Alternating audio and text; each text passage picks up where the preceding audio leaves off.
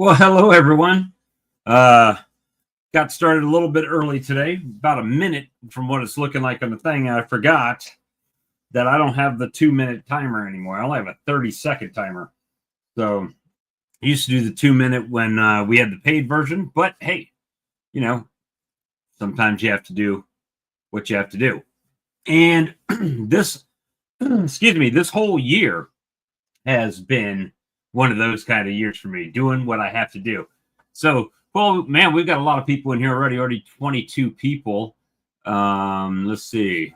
And I'm sure I'll not intending to miss anybody, but let me scroll up here and see who we got. We got Grayson, DC.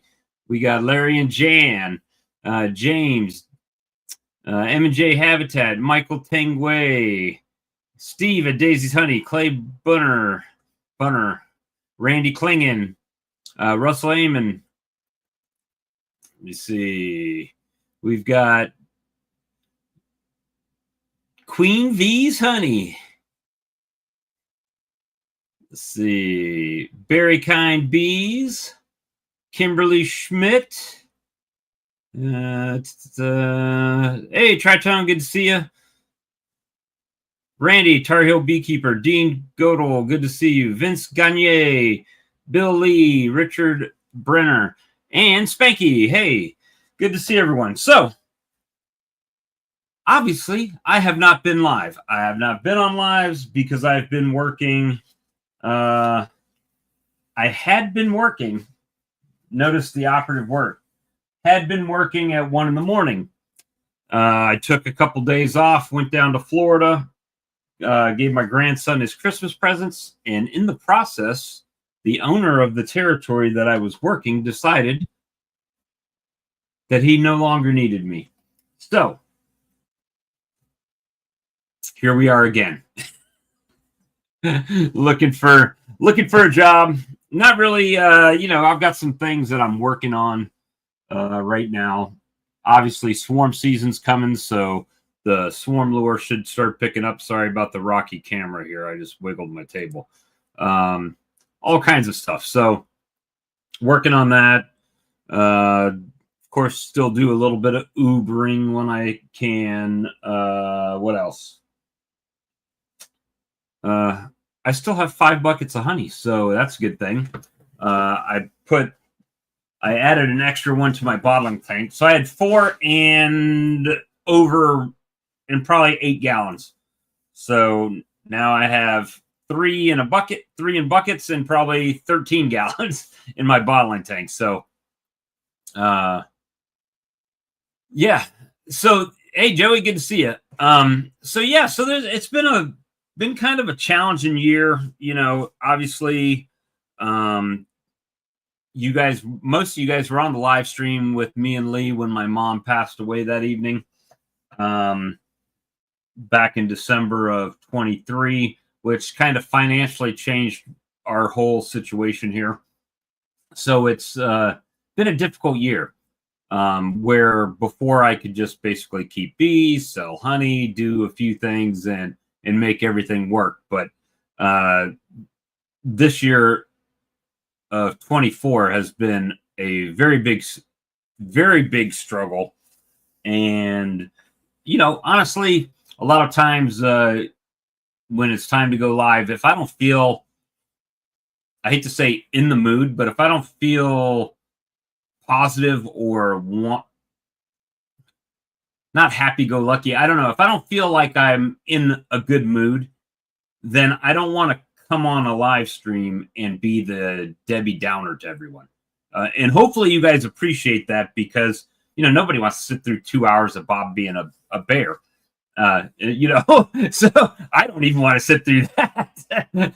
But so I kind of make that choice. I watch some live streams, like I saw Bill and Charlie last night, and everybody on there had that going and listening. And, Joey's been live quite a bit, and Tim and Hannah. So,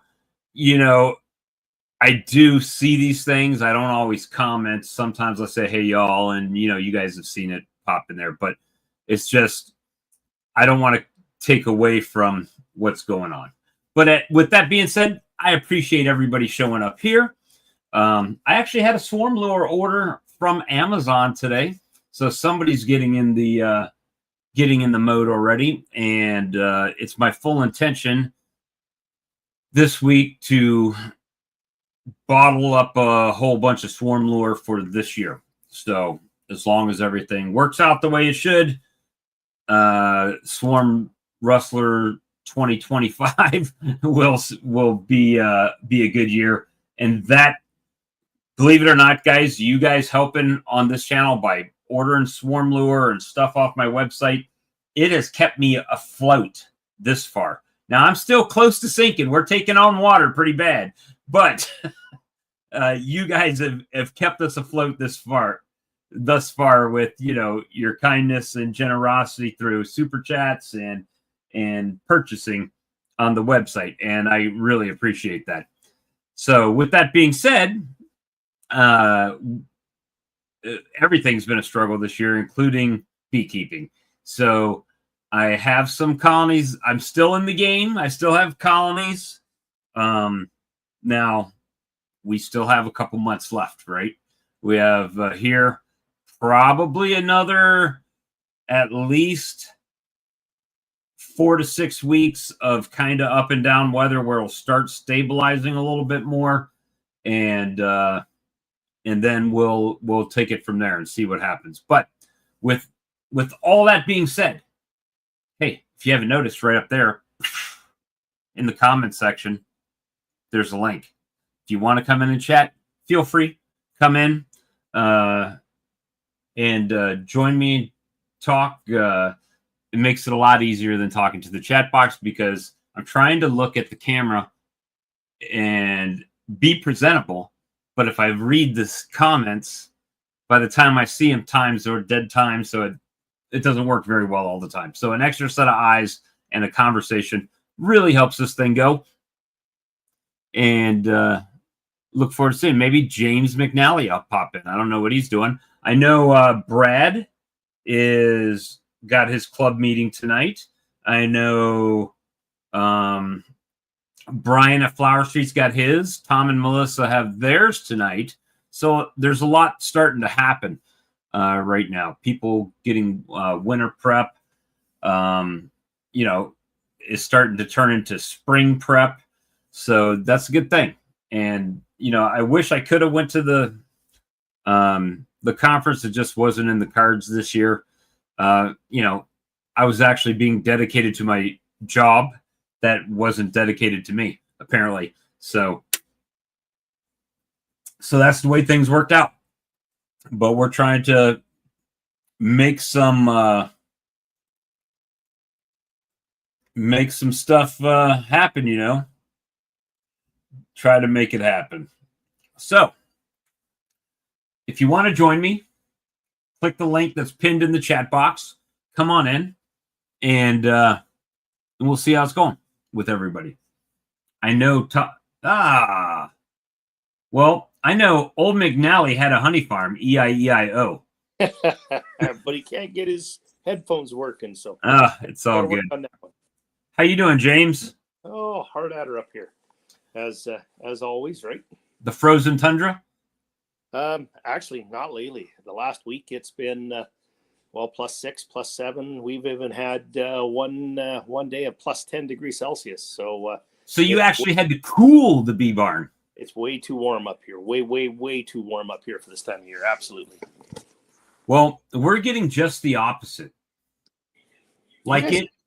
Yeah. I say that, but it's really not, right? Because ours just does this, right? So this afternoon, my bees were flying 52, 54 degrees, bees flying. In the morning, it could be 29 degrees or what's that? -0.5 C or something. We'll say zero. We'll say zero, right? Freezing. It's freezing or a little bit below.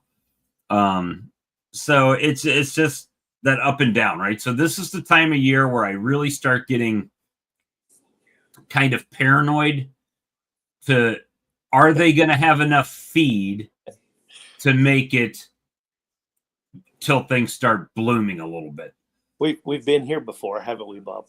Every year. every year. See, Every year it happens. Well, as everybody may or may not know, I mean, I haven't been on here much this winter. Me neither. I had my butt handed to me last fall. So we ended up putting, I'd have to check again, 70 some hives in the barn is all we ended up with at the end of the year. We lost a ton of hives at the end of last year. But I've monitored the temperature. I've gone in there a couple times and swept them out. I have no idea. I'm in the boat you are. Alan probably knows better than I do because he's been out there a few more times than I have. But I have no idea what's in there. I have no idea what's not. I mean, I do fully plan on going out there this weekend and doing a little bit of an assessment. I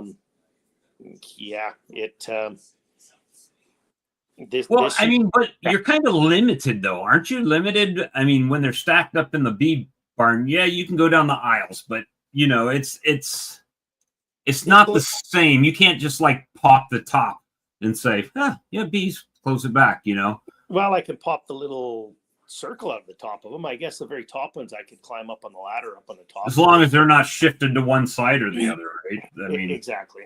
But you know, Canadian bees, there's probably so many in there that you just pop the ring, you'd be able to see them either way.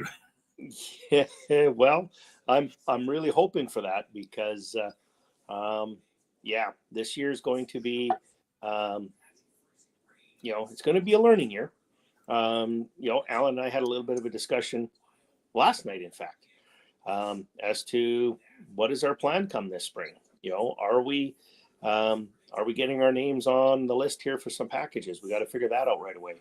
Are we going to split and divide from our own stock? Now, you're like the perfect segue guy because you stuff that has been brutalizing me. And I don't want to look a gift horse in the mouth. This was the best honey production year I've ever had. That's awesome. It's also, if you want to do percentages, probably the worst losses I've ever taken after the season, right? Well, so percentage wise or number wise? Well, both, right? I mean, it makes a difference. So, I mean, if you have 10 hives and you lose one hive, you've lost 10%, but that's one hive. If you have 100 hives now and you've lost 10, you still only lost 10%. But that's right. It's probably then using that scale and what I normally come out with, what I try to go in with, I'm probably 5 to 10% higher losses than years previous. And look at the factors, and in fact, I was on with Brad and Ian here during the Hive Life. Or not Hive Life, what is it? No Hobby or whatever they call it. Nobby. Cayman Con. There you go. It works. I mean, Kate, once again, I talked to Cayman. I haven't talked to him very much in the last year. Anyways, Ian had mentioned there, and I see he put another video out. I haven't had a chance to watch it yet, but I watched some of that today. It was kind of long.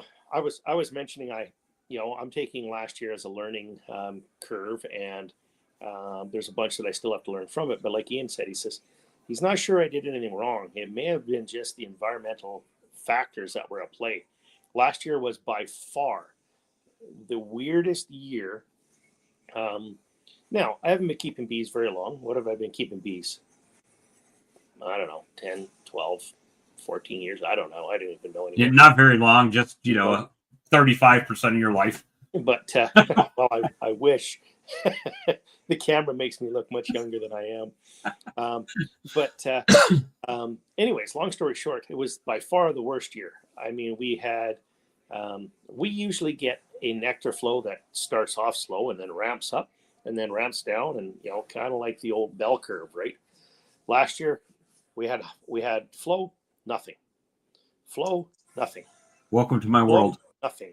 And our flows, when it was a flow, it wasn't that's weeks hard, long, months long. We're talking right. days and in some cases hours. So yeah, it was for me by far, and I'm going to go by percentage per hive. It was by far the worst honey season ever. I mean, we were lucky if we were pulling, I'd even say on a good hive, we'd be extremely lucky if we pulled, say, 120, 150 pounds per hive, down to some hives that produced nothing, frames, which is really strange for up here. Right. Did any of the farmers around you do anything different this year that may have contributed to that? Well, Or I had thought about that, so actually, yeah, I discussed that a little bit with my friends down east there too, and I initially kind of thought that it may have been for there was a short period of time. Like one of the farmers had indicated that he had sprayed a different herbicide or pesticide. I guess it was a pesticide, and it kind of coincided with what I was starting to see for losses. But when we started to dig into it and actually went over and I talked to the farmer, and he was great. He's like, well, there's the containers, go take a look. And we looked into it. That wasn't the case.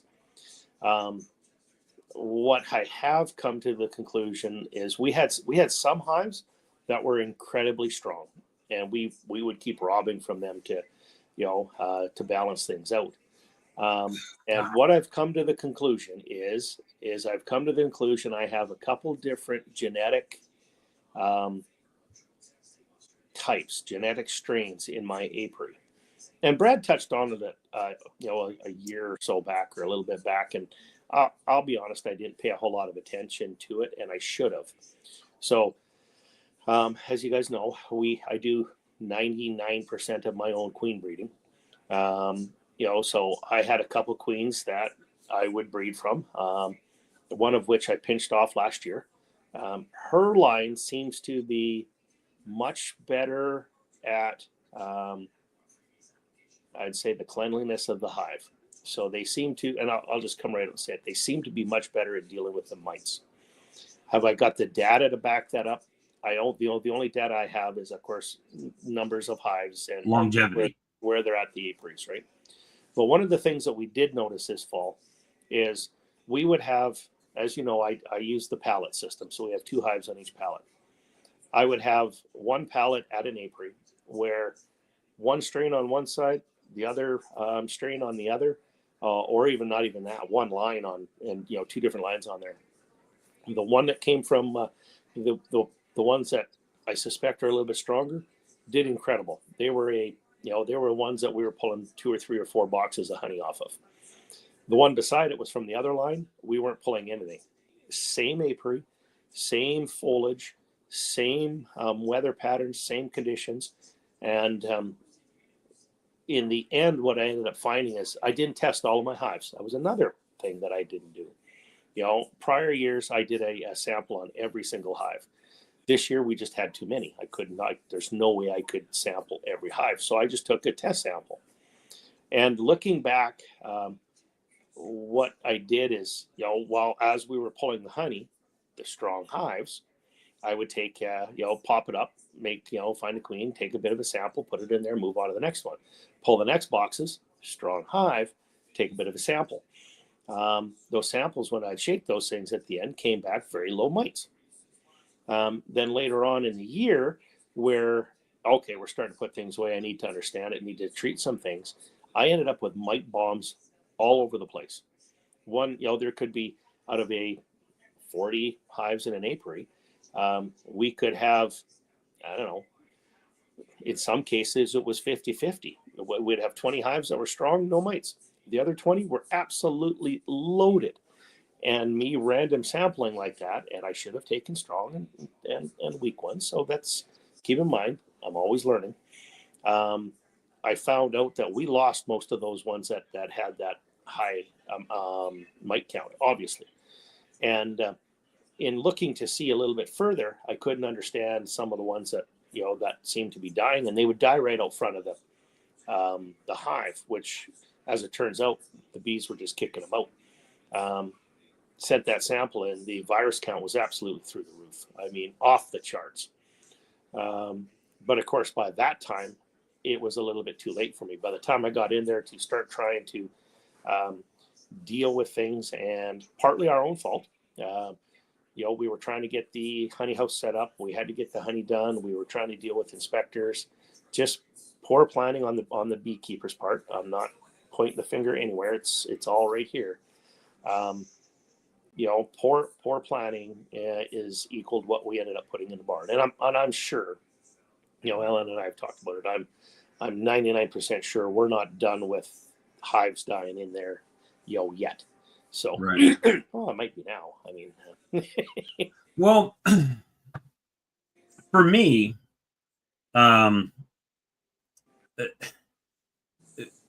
finances, you sell 11,000 pounds of honey, let's say in your case, that does a lot to give you a little bit of cash flow going into, I need nukes, or I need some packages, or I need a few extra queens or something like that to mate from. So what I've been doing the last several years is I've been buying nukes, right? Small 3-frame nukes, and I've been growing them. They do the honey, and but I always knew I was going to have losses. My thought was, okay, I'm going to grow this. I'm going to lose a percentage, but I should still grow in numbers over time, right?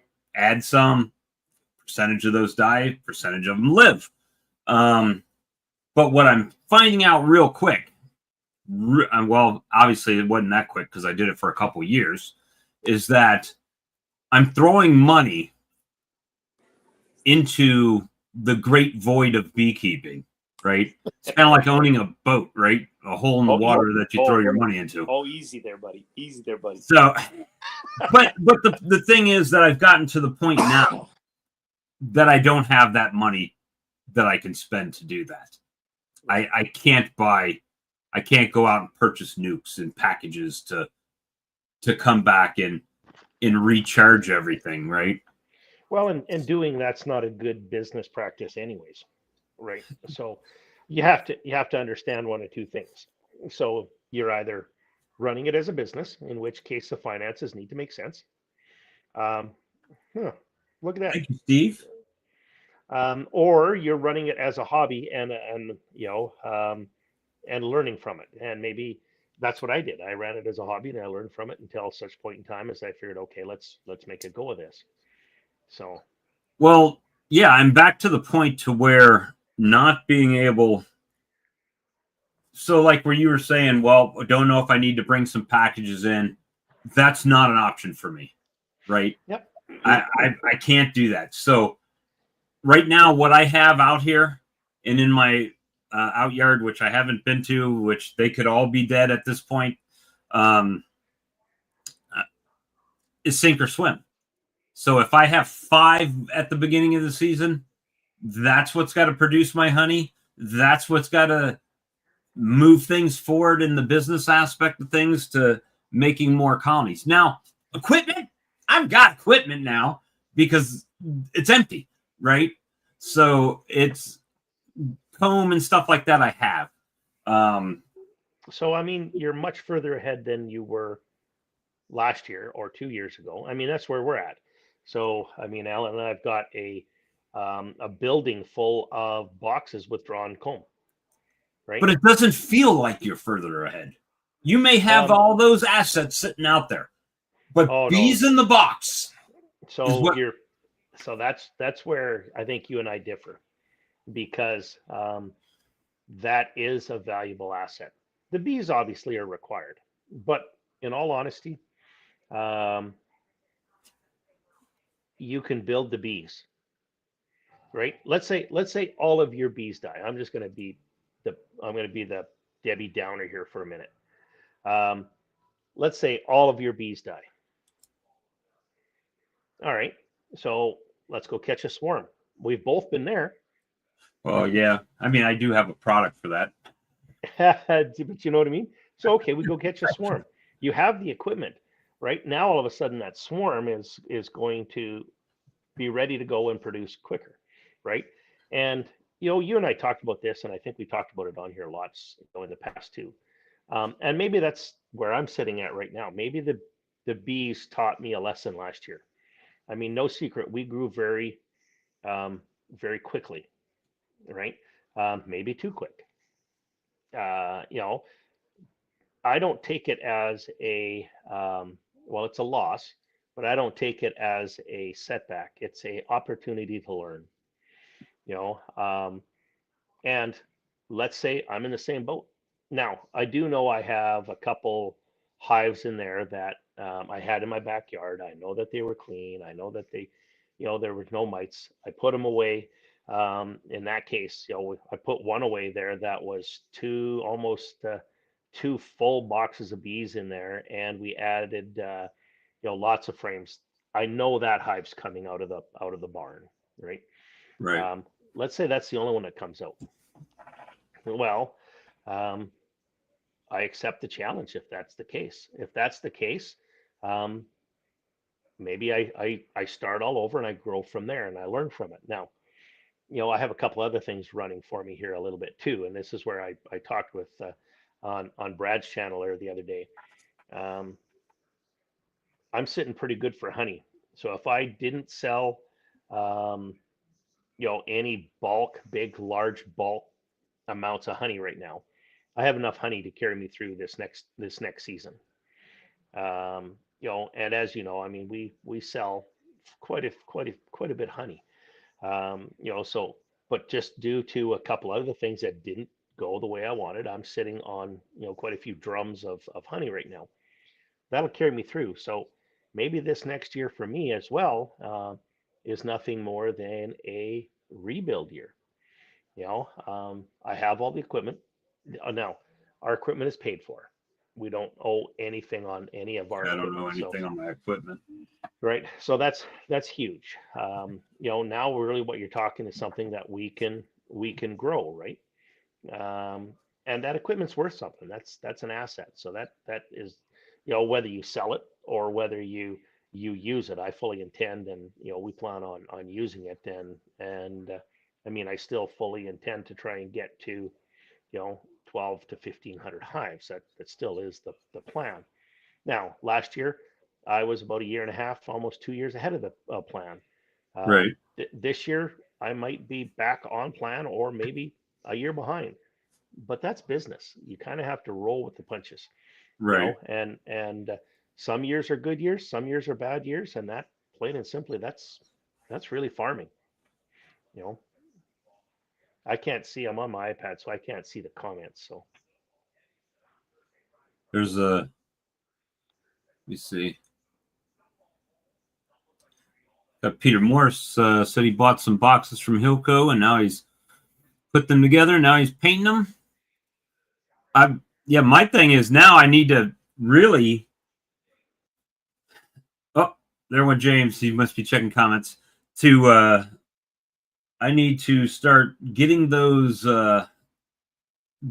together, getting the frames. And when I say together, I don't mean putting them together. I mean actually consolidating them, right? If there's some frames that aren't drawn out or whatever in a box, I need to take those out.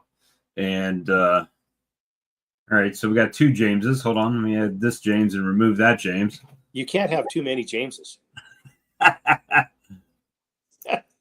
So yeah, Hanley's asked, where do I want to be on colonies? So that, to be honest with you, has changed. And when I say changed, originally I never had a limit, right? It was like, well, how many can I manage?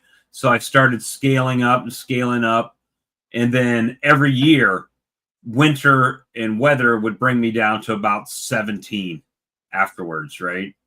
And so that was kind of the standing joke, to where 17 colonies is what evidently all I can have or care for right here. So then I got an out yard and I moved colonies out there to hopefully be able to maintain my 15 to 17 right here, maybe 10 to 15 out there. And But I don't think you didn't move those until middle to late of the season. Yeah, it was after harvest, right? So So after harvest, I moved them out there, and they've been there on. There was a cotton field that was blooming. They had that, and I've given them some no sugar. I haven't given them any sugar. They've gotten some happy tablets, and that's it. That's all they got. So they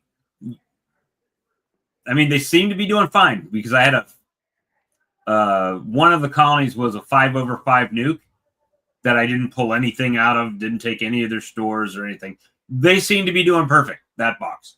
Everybody else is doing their thing last time I was out there. And, I never really, like James just said, he wanted 12 to 1,500. Well, that's 300 colony swing. That's a pretty sizable swing in amount of colonies. Now, for me, I never had put a number on it. And I just was growing and getting more equipment and growing. And then kind of nature keeps bringing me back, which gives me extra equipment that's drawn out and ready to go. So I see your point to where I am growing assets, but I would like to grow some assets and keep bees in them longer than 1 to 2 years, right? So that'll come though, I think. I mean, let's face it, part of the reason I've had such a hard time growing is because I had none of that drawn comb, right? We had boxes, we had foundation. I had no shortage of bees, but I had nowhere to put them because I had no equipment, no drawn comb, right? You were kind of the same boat. Yep. Now I've got that drawn comb, so I should be able to get back to that point much, much quicker. Yeah, and now you're to the point to where you can take out one frame and drop a frame in there and let them draw that out and still be in good shape for comb, Well, ironically enough, so we haven't built any equipment this excuse me, this winter. And partly because, well, we got a whole barn full of equipment out there right now, and not knowing on bees and stuff. So we do have to build some more frames. I mean, I sold some nukes and stuff like that last year, so I mean, I have to replace those frames. So I think we've got, I don't know, 1,000 or 1,500 frames out there, I think, to build something like that. I don't really know, to be honest with you. I know there's about 400 and 400 to 500 in my little shed alone, which in my little wood shed is taking up a lot of room. Right. So I know those are out there to get built, and then there's, I don't know how many more in the garage and stuff like this. So that's about all we're going to build this year. We contemplated building more pallets. We contemplated, ordering some more boxes. And this year's going to be a reset year for us. And we know that. We know that going into it. Well, that's actually, it's God. Now I'm the glass is half full guy. How did I go from half empty to half full all of a sudden? Just give me a call. So, I'm right here. I'm here for you. In your situation, having enough honey, if you didn't make any honey, you would have enough honey for this year. We'll know you will make some honey. I understand that, but with what you said, there goes James. So,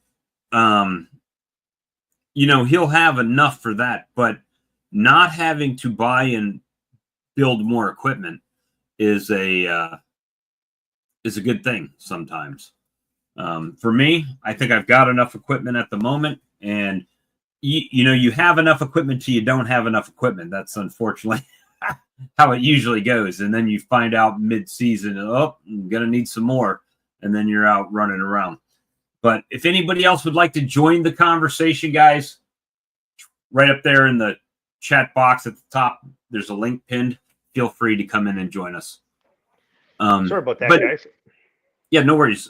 So what I was saying was the fact that you don't have to buy more equipment. You've already invested that money. All of your equipment, for the best that I can tell, is 2 to 3 years old, because that's when you really started ramping up. Correct. Yep. This will be the 3rd year, but you've inked for not exponentially, not incrementally. You've exponentially grown. So the older of your equipment is actually the least portion of what you've got. You've got more newer equipment, and you wax dipped it every year.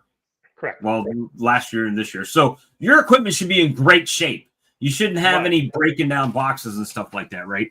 So my equipment is top notch. I shouldn't say that. There are a couple boxes that I bought when I first started this out, where they used a pin nailer and not a stapler, and they didn't use glue. And I mean, some of those, they're falling apart. But I mean, we'd call those and get those out of there anyways. It's more of a pain in the butt. But yeah, we don't need to do anything for equipment. But yeah, so I mean, that's one good thing that I don't have to do. Now, what I do need to do is go through my boxes and find the frames that they've chewed the wax off of or something like that, and re-wax and do all that stuff again. Yeah. See, but we did that last year. So we did that as we went through and we extracted everything.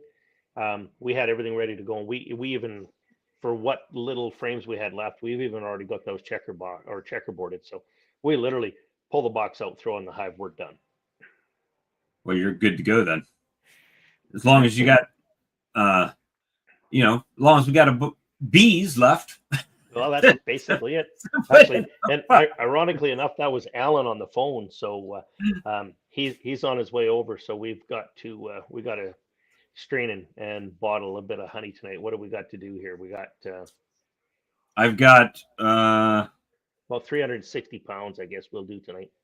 I don't have that much in my warmer, but I probably got 13 gallons in my warmer right now. And, give it a couple days warming up at the nice 40 or 35 C or so. And away you go. Yeah, and honey sales have been decent. I haven't been out on the front like I normally am, killing it every weekend.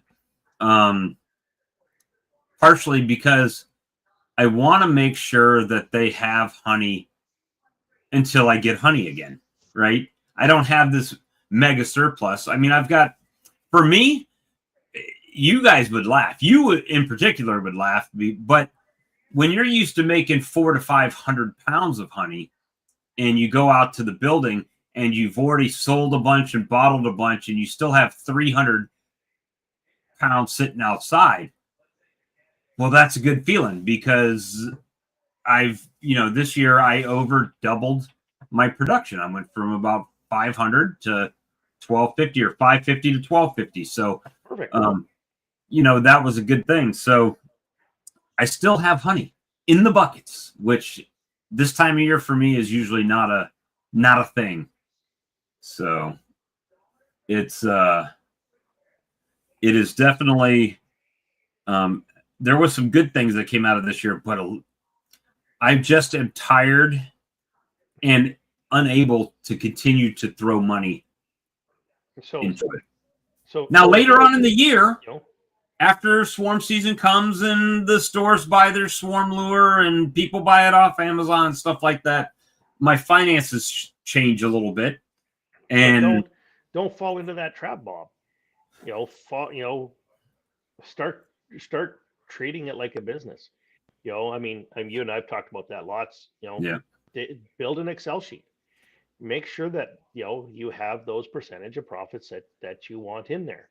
And if you don't have those, well, then you need to readjust your business plan accordingly and go from there. So, I mean, it's just like anything, right? So, but don't continue dumping it in. You'd be better off to to throw it all away. You'd be further ahead if you're always putting money in there and going backwards. Yeah, that's kind of what it's been. So I'm going to give you a little bit of a poke right now, but don't necessarily need all the gadgets. That don't necessarily need. What are you talking about, man? I need the most beautiful boxes out there. Hey, those boxes were plain Jane boxes that I laser etched. So I did the work on that. Well, my computer did the work, but you get what I'm saying. I do. I'm with you. Says the man that's got every beekeeping gadget known to man. You, me?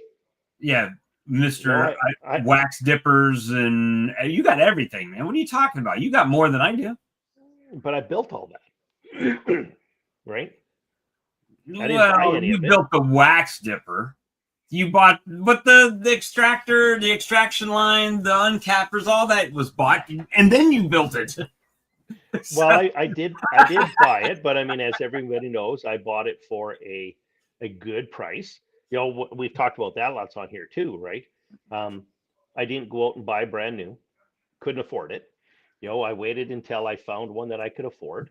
And right, yes, we went through it from one end to the other, and yes, we had to rebuild a lot of it.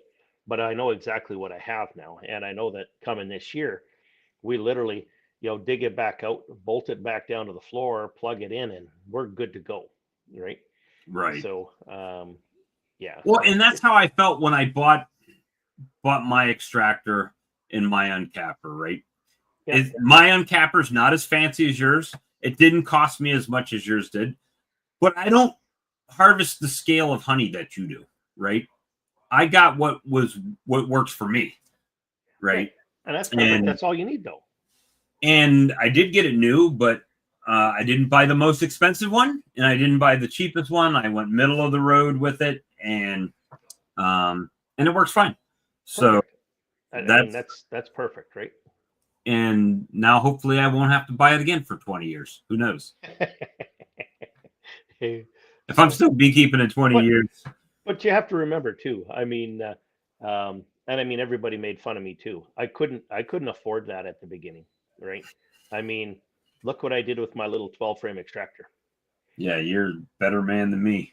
You know, so I mean, but that's plain and simply because that's all I had. That's all I could afford, and um, you know, you make do with what you can. I mean, you know, Well, you were just, also a one-man operation yep. at that time, so I get that. My thing, the biggest bottleneck I felt I had when I started, at first I had a 4-frame Chinese electric.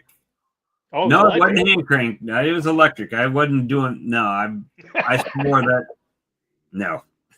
So I bought the electric one, right? But it was the really inexpensive Chinese 4-frame jobber.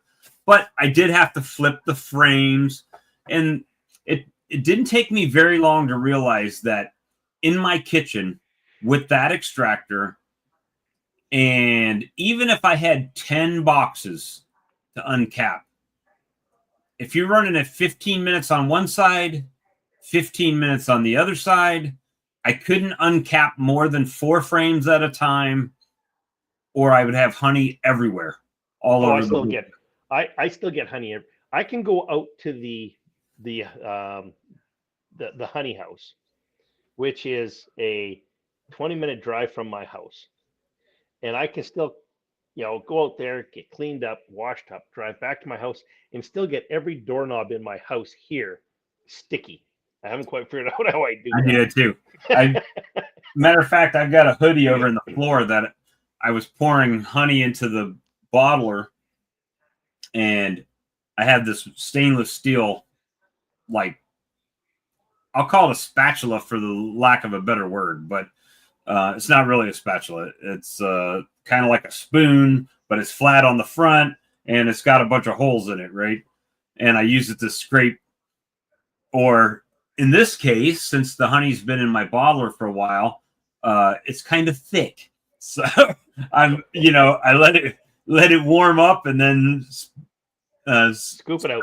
scoop it around a little bit, and do that. But yeah, I mean, so I came in and my hoodie sleeve had honey all down the sleeve of it. And of course, I don't realize it. And I come in and sit in my computer chair. Then my arm of my chair has it on it. Yeah, it's a mess. But those things, I mean, that's where we start, right? And you don't realize what you need till you realize you need it, right? Well, I did. I realized I knew what my goal was, and if you go back and watch my videos, I mean, yeah, I but explained what my goal was in the beginning. But we knew the story about you ordered a larger extractor and the guy sold it out from under you. True. So, but at the same token, rather than buy one, upgrade, buy one, upgrade, buy one, upgrade, I bought what I had and I made do with that until the opportunity presented itself to buy what I knew I needed. Right. So I wish I could have bought it once and been done, but that just plain and simply didn't work. And in all honesty, I wouldn't have the line that we have right now if maybe that guy would have sold me the bigger one originally. So You're anyway, also much more dedicated. Well, I'll say it this way. You're much more financially responsible than I am. Yeah, I mean, well, I'm not sure about that. You were just made the comment about a boat. So well, I say that as far as when you started, you set a hard and fast limit that this is what I'm putting in, and this is it. Yep. Sink or swim. Yep. And you've worked off of that from the beginning. Correct. And so that's great. Me, I never set that. It's like, I'm going to get into beekeeping as a hobby. And next thing I got 100 colonies sitting outside and, 30 frame extractor and an uncapping and in a bottling tank with a pneumatic air valve and a creamer machine in the kitchen and, no limits, right? There's Big Mike. Hey, Big Mike. Sorry, hey, how's it going? Good to see you. Good to see you, man. We're just hanging out, chit-chatting bees. Oh, I've been listening. I was going to say, I'm probably going to have to duck out here pretty quick. Alan's probably parked in my driveway waiting for me here too. So, see, that's why you make him wait and you say there's a bigger name on the other line. Bob was on. Well, I did tell him. I says I was on Bob's live chat there. So he's like, blow that dude off. Let's go drink a beer. Well, I'm surprised he wasn't watching. and yeah, neither one of us drink. So neither one of you drink. Is that a new development? Is that neither one of us drink much? Oh, since January 1st, maybe you haven't drank much since January 1st. No. But yeah, I haven't drank much tonight. Well, I still have the occasional one, but we don't get carried away. So. Well, hey, I mean, I appreciate you stopping in and hanging out. It's always good to chat with you. Absolutely. Like I said, I haven't had a chance to do much of that this year. It's been a hectic year. I haven't had a chance to do many beekeeping videos. I've got a few other things on the go there too. And there's soon to be an off season for this beekeeper channel that should be launching here shortly. So, what does a beekeeper do in the wintertime? Did you call it boats and hose? Like Step Brothers? No. So, I mean, I'm not pulling Big Mike's probably seen that movie. I was going to say, I'm going to pull an Ian here. So all you got to do is just stay tuned and watch out for it. Yeah. Ian stuff. That's how he does it. He just leaves. That's funny. I think you're going to have a better year this year, Bob, with the out yard. I hope so. My thing is, I honestly, I have to keep those bees have to stay alive so I can make some splits, right? And I've had colonies that have really come out in the past and just exploded right out of the gate and filled up a double deep and able to split no problem. And then I've got the ones that come out of the winter and they really just don't want to do anything to start off. And, it makes it hard to do splits and everything. So it's going to be challenging to be. I wouldn't overload your either yard. I would try to split it up, and I think you'll do better honey wise. I would rather have, honestly, and this is back to the business thing, right? It's better to have 10 colonies produce 100 than 100 colonies produce 10. Well, I know that feeling this year. So if from a business aspect, if you have 100 colonies producing 10, that's just an arbitrary number. 10 is still the same 1,000 pounds, right? But the 100 colonies is a lot of work, a lot of more money. Work, more mite treatments, more feed, more of everything, right? Oh, So we had a real bad drought followed by downpours afterwards, and I think I had like 50 production hives last year, and I got just shy of 3,000 pounds. And some of them put nothing, but and this year I had 20 more production hives, and I got 700 pounds. They didn't even make 10 pounds of honey a hive. yeah, and then when they don't make 10 pounds, it's like I don't even take that honey. I look Oh at it no, as like they don't have enough. I just leave it, right? no, I took that. That's what I took. I left Mm. stuff on, but last year I bought 400 pounds of sugar to bring them all up, so it wasn't much. This year I bought 4,800 pounds. I still have, and don't hold me to this number. I think I have between 12 and 15 5-gallon pails of that syrup left. I wish we could get that. It would be a lot easier than mixing it all. Now, what has happened to that syrup is where it was nice and liquidy before, it's kind of thick, thick, almost like crystallized honey, thick. So what I've done, it still runs, still flows, but I haven't cut that at all. I just pour that straight in their feed bucket and flip it over on top, and it's just like honey for them, just really thick. And they've been working on that. So the ones that I've been feeding have definitely been putting in the work to eat. But come spring, I'll have plenty of that. Then now I can cut down, right, to make 1-to-1 or a little bit thinner to feed fledgling colonies. Now, starting in about March, I could actually drive up the road and spend $5 a queen cell.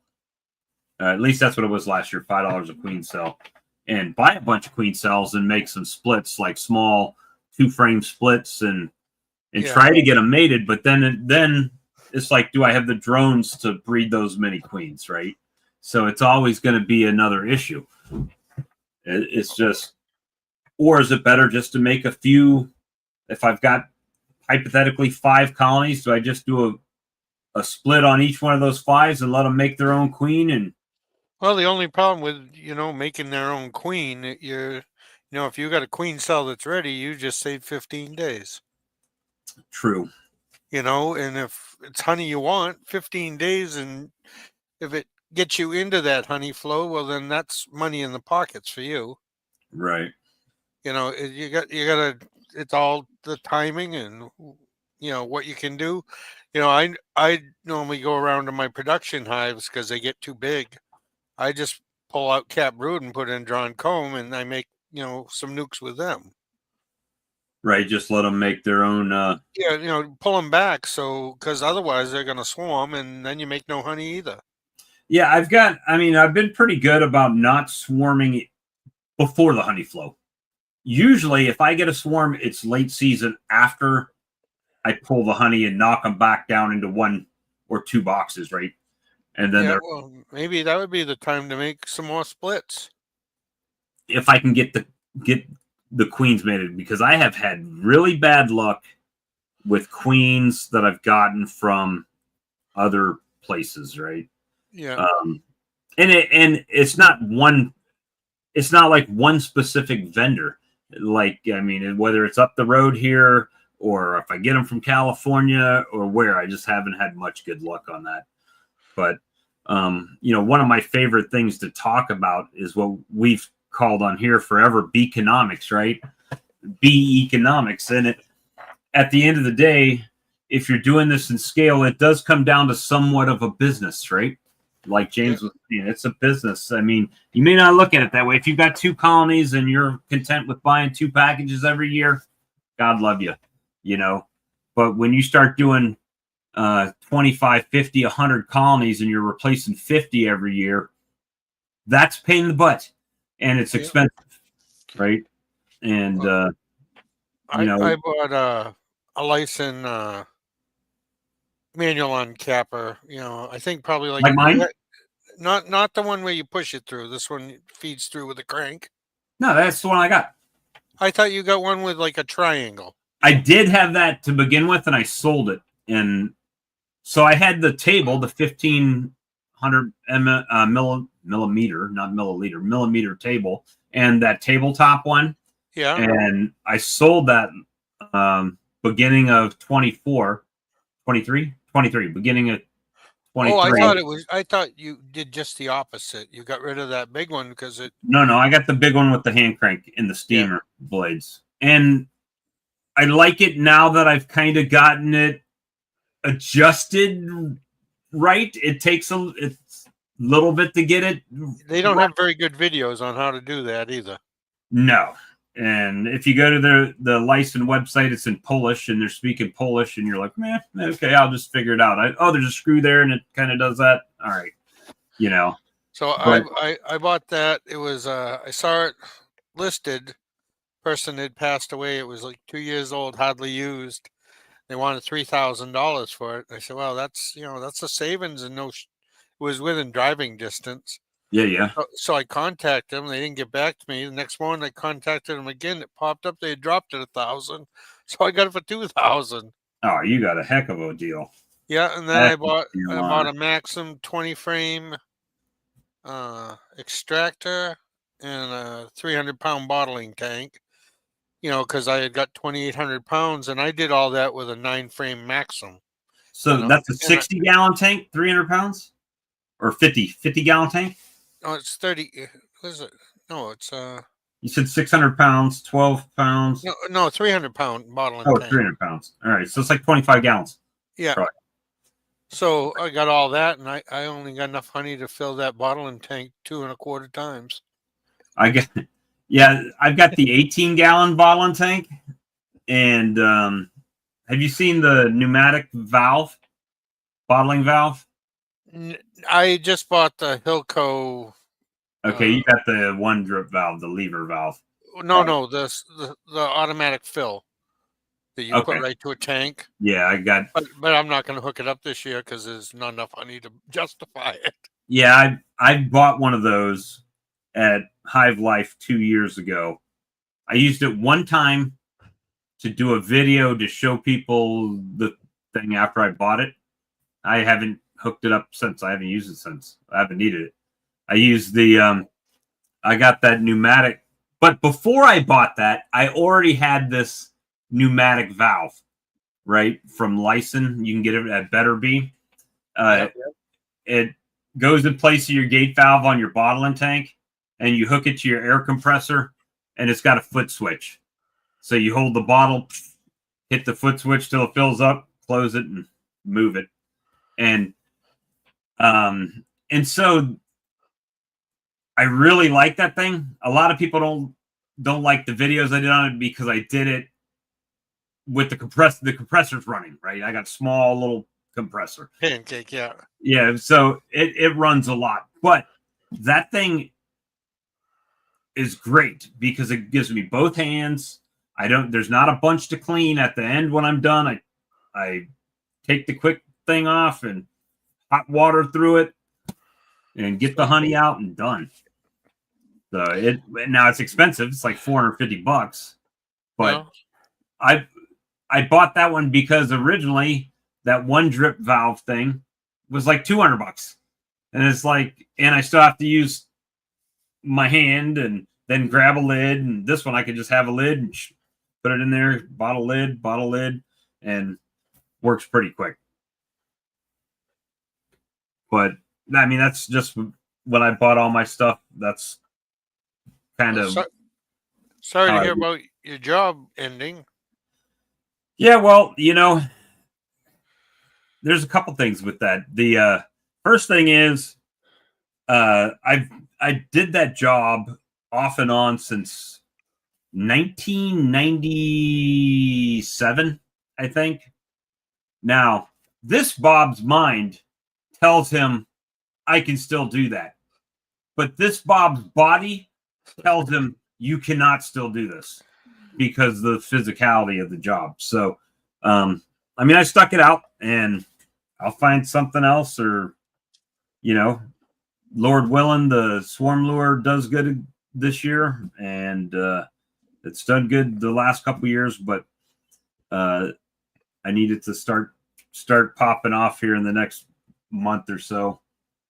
Yeah, I'll have to talk to you because I'm a member of 5 clubs. I should probably get some and try to pawn it off on them. Wholesale it, and then you can give them a discount and still make some money on it.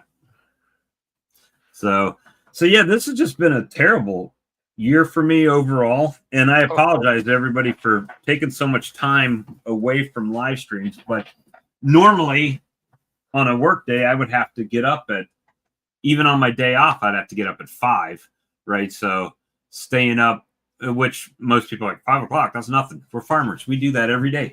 But on the thing is, on Monday night to Tuesday, or I would have to get up at 1 in the morning. So I was tired by the time I got on the stream, and then still had to get up early. So it was a lot. No, it's totally understandable. But now things are changing again, and I'm looking at some options, whether it be using my truck to transport stuff, or working with Amazon a little bit, doing some Amazon Flex work or whatever. At this point, it's whatever to pay the bills, right? Yep. So we're just kind of barely treading above the water here to make it happen, So it's just a struggle. And the funny thing was, I was actually off when he sent me the thing. I took 2 days off since I started, and he said, "Oh, you get 2 weeks off." And I said, "Okay, well, I want to take a week off this month."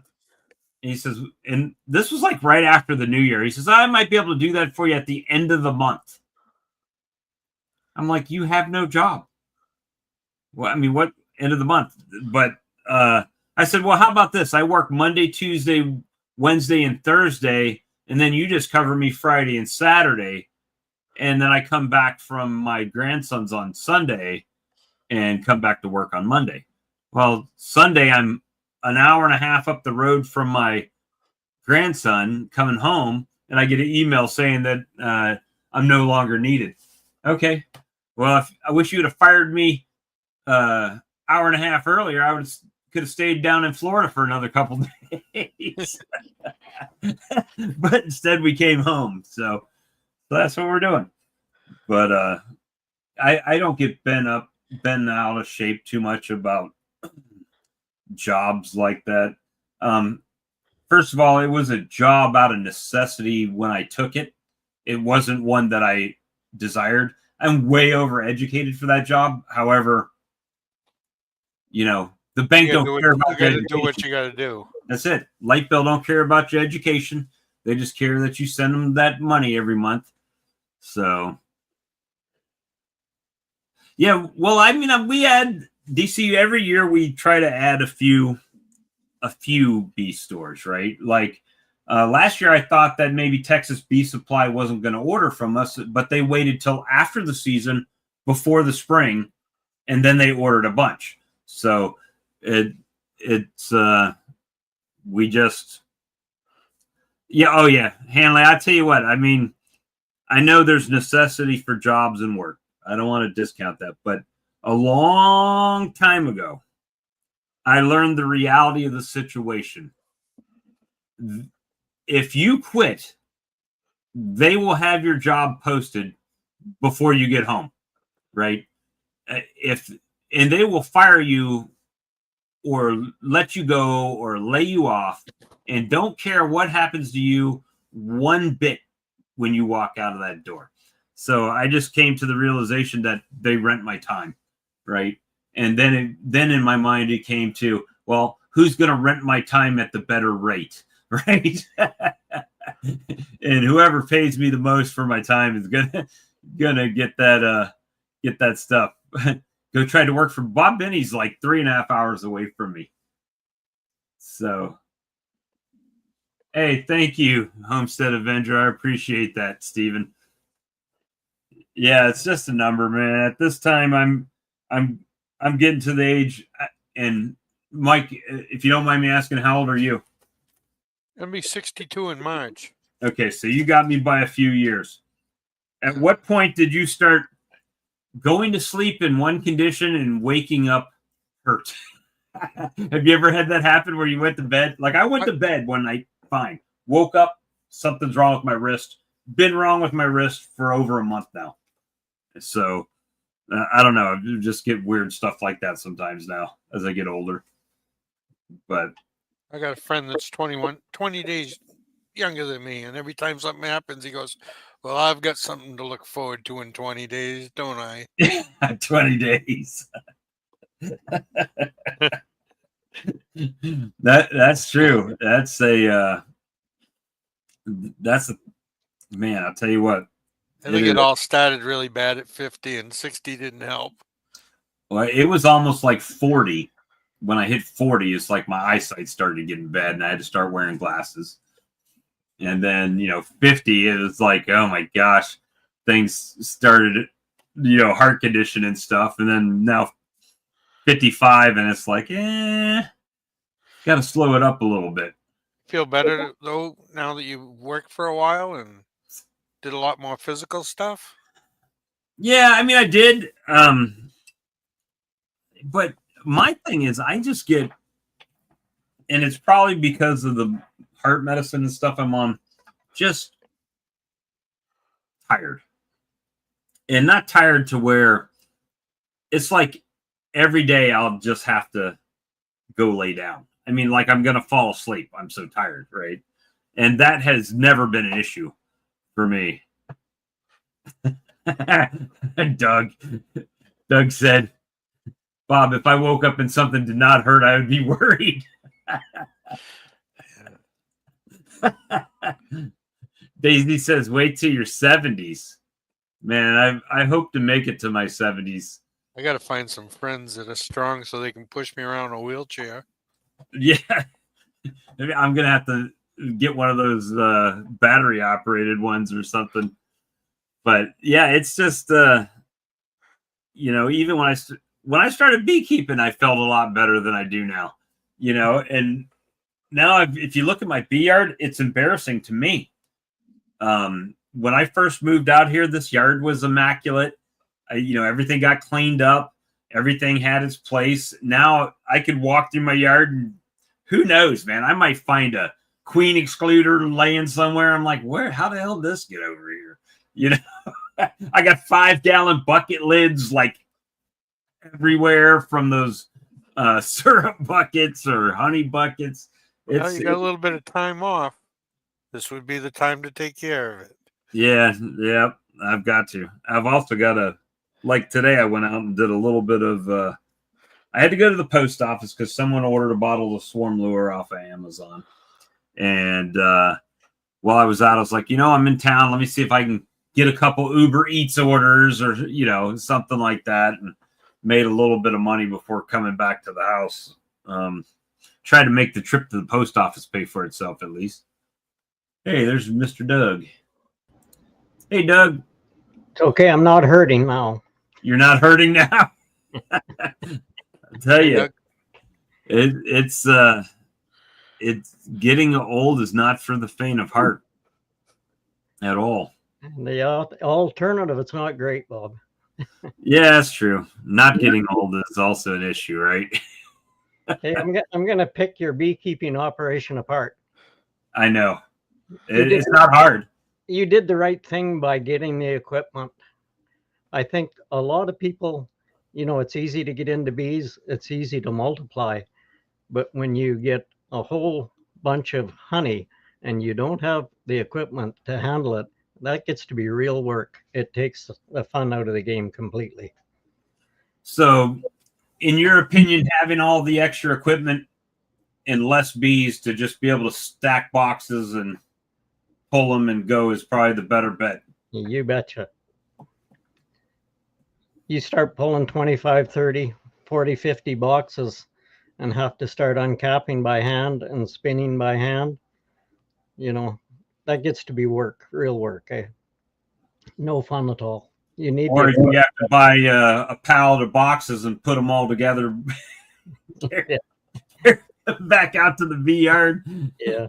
And frames and everything else, right? So, And one of the big differences I find with beekeeping here, where I am, and you guys down there, like before I got to know you and Charlie and Todd and some of these guys, I thought, gee, it'd be nice to be able to just winter your bees where you guys are. You feed them up and forget about it, eh? don't But work that way. no, like up here, I feed them up 5 months now. I don't pay any attention to them. But you guys have got to fight mites, you got to fight beetles pretty well 12 months out of the year, eh? Yeah, and like right now, it's getting down to freezing at night, so they cluster, but then it warms up during the day to over 50 F, and then they're flying. Yeah.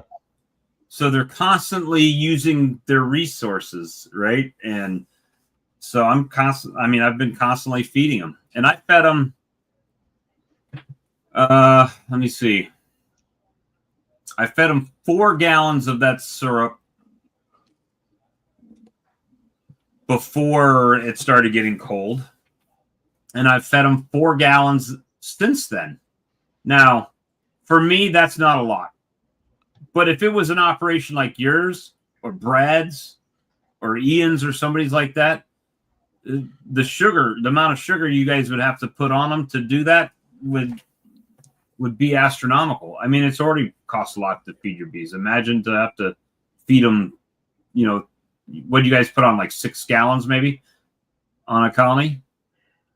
It varies with the colonies. Anywhere from a gallon to 4 or 5 gallons, probably. Yeah. And I'm already going on 8 gallons. Yeah. On those. So, and I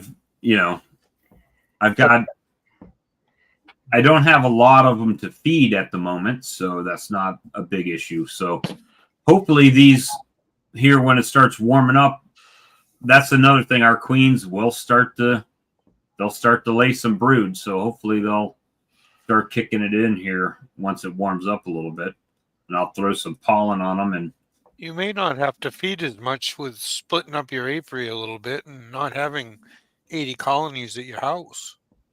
Yeah, I got 80 colonies worth of boxes at my house still. Well, that's fine. You can find other places to put them. Maybe you'll get to use them for honey. Yeah, it'd be nice. I mean, I don't know that it'll ever happen. I mean, I hear some people in the chat, and obviously you guys up north make more honey than we do on average. So it would be nice to have less colonies making more honey per colony, right? That's kind of the goal. So instead of making 50, if I have 20 making 50, I'd rather have 10 making 100, right? And that's kind of the goal. Will they make it? Don't know. Maybe not. Splitting yards will give you more honey, for sure. So it's kind of where I want to get right now. Is I want to get this one to at least 15 and the other one to 15, and then see what happens. Not really. You can play with a few nukes just so you have backups.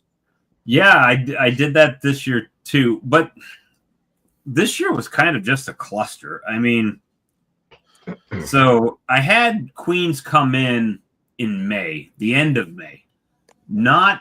Which is good for us in New Hampshire. It's terrible here, right? It's right in the middle of it's terrible time in here. So at any rate, I got those. I had to go into my honey production colonies to make splits, but I didn't want to weaken my honey colonies too much because they're producing honey, right? I want them to be as strong as they can be. But I needed to introduce these queens. Those queens were actually ordered the year before, and they were replacements for ones that it was a whole thing. So anyway, they showed up. And obviously some of those make it, some of them don't make it. Actually, none of them ended up making out of those. And it's just, it became a big waste of resources and timing. Yeah. And I've done it too early, right? I've made splits too early. So you take 12 colonies, you make 3-frame splits with them. Well, that's 36 frames, right? So 25% of your whole apiary is now on risk factor if whether or not they're going to make it, right? Because you've taken them all down. So, and then it snows out of nowhere here and kills them all. So, yeah, I've had that happen before too. Because they were too small. Yep, just not big enough to keep them, keep the warmth in there. Whoop, sorry, wrong one. Thank you, Clay. I appreciate you, buddy. But don't put them in plastic. What am I missing? But yeah, I mean, I've got, oddly enough, 2 polystyrene hives I have out there are both alive. They're both still kicking it. The 2 lysin polystyrenes I have, they're both still doing good. Well, I say that, but last time I put feed in them, and they're doing all right. So we'll see. And Doug, how long have you been using those polystyrene hives now? Those styrofoam ones? Well, I've had a few for, I don't know, 5 or 6 years, but just we're going into our 2nd year with a yard full of them. Did you notice? Now your timing is much different than mine, but did you notice when you came out of winter into spring, how fast those colonies? Oh yeah, they build up really fast. They do, because they don't have any issues keeping the colony warm, right? So they just go crazy in there. Yeah, they build up. That's one of the big pluses with them. I've got the lysin polyhive and the lysin top feeders. Let me see if I can find it. I got them in 6-frame. I've got I do have 6-framer as well. I purchased someone that had passed away and bought all his equipment, and I ended up with 15 of them. And they're good too. That I'm going to try actually doing comb honey with them because I think they'll really fill them up quick. I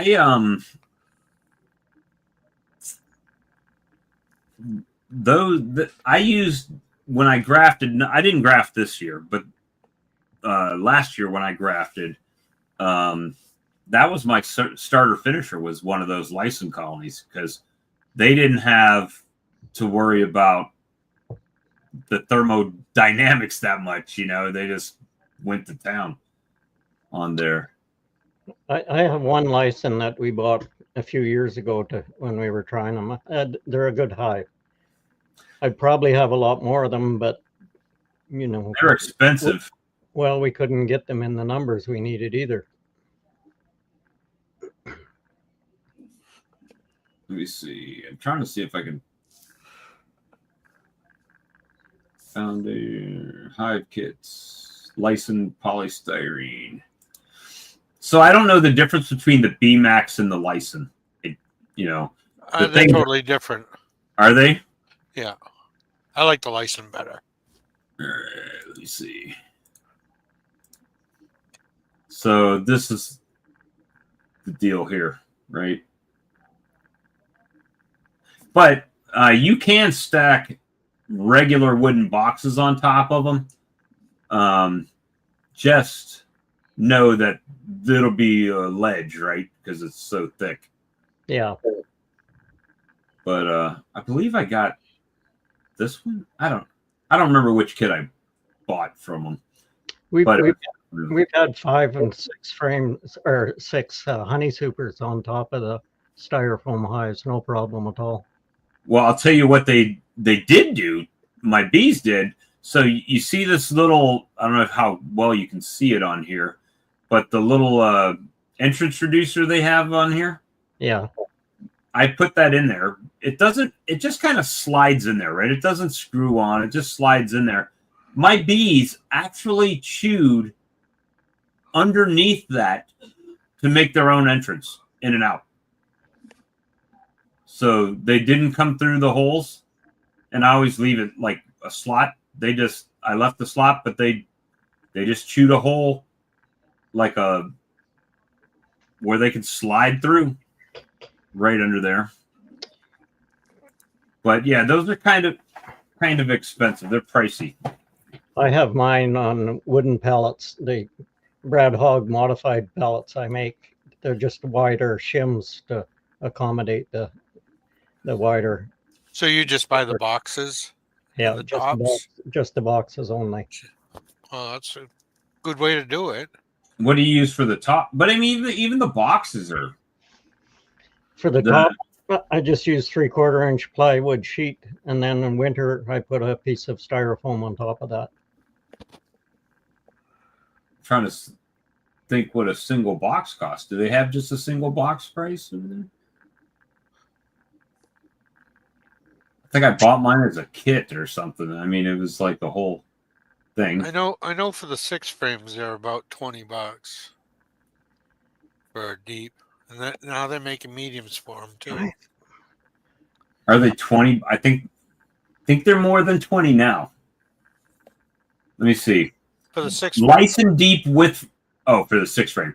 A license deep with frames. It looks like they got plastic frames in there. $79. 10 frames in a box. What about just the box? Let's see if they sell it with just the box. They should. Well, we bought a pallet full of those from BP Grower, and it's 52 or 54 in a pallet, and with freight and everything, I think it was about $44 a hive to get them here. I did contact them by email to get a price, and that was a great price. It was like $1,100 for a pallet. I was like, oh, well, that's pretty good. But then it was $1,200 to get it shipped from up there. Yeah, so I just doubled the price of it. But that was the only issue is shipping. Yeah, I don't see it without the frames here. But anyway, Better Bee carries them. They're pretty good. The feeder is pretty good, and it's still probably $100 or more cheaper than the Apame hive. I've never had an Apame hive. I don't know whether they're good or bad or indifferent. The one thing nice about license, like you have to assemble them, but the shipping is a lot cheaper then. Yeah, because they flat pack them. Yeah. Drinking a tea, not a beer, guys. So Doug's drinking the beer for us over there. No, I have not a drop of anything tonight. Too cold to drink here, Bob. Christ, 27 below this morning. Celsius. 27 below Celsius. You could just leave your beer out in the snow, outside on the porch. You don't even have to put it in the refrigerator. It'd be colder outside. It'll explode. My buddy Winters in California, and a couple of years ago, he sent me a picture of him and his wife out on the deck, a nice sunny evening, having a drink. So my wife and me put on our parkas, went out on the deck and moved the snow off the chairs, and took a picture of us. We can do that here too, and we don't have to use ice. Just set it out in the snow. Yeah. That's what they did. My family does in Germany. They just, like when they get a case of beer or something, they just set it out on the patio. It's always colder than the refrigerator. You have to put it in the refrigerator to thaw it out a little bit. Yeah. There's Randy, Dirt Rooster. What's up, Randy? No, I mean, this is my typical night. So if anybody else was going live on this night, they intruded on my time. That's it. Of course, I can't blame them because they don't know if I'm going live or not lately. So Nancy's on. Who? Nancy from Pennsylvania. Oh, Nancy. Yeah, I see Charlie and Tom are on there. Speaking of Sawmill, Charlie. Hey. What's going on, Charlie? Not much. Let me get set. There's Todd from Loma Vista. He said he was going to come in. I haven't seen him yet. He was cooking probably. Tuesday night cooking. What you been up to, Charles? Yeah, hold on for a second. There we go. Had to cut the sound off. I'm doing all right. Yeah, I was on Nancy's chat there helping out a little bit. So Nancy had a live stream tonight. Yeah, she started at 7 Eastern Standard. Hey, Russ. Man, we're going to have our own. You know what? We just need to contact Hulu and just go ahead and get our own BTV. Just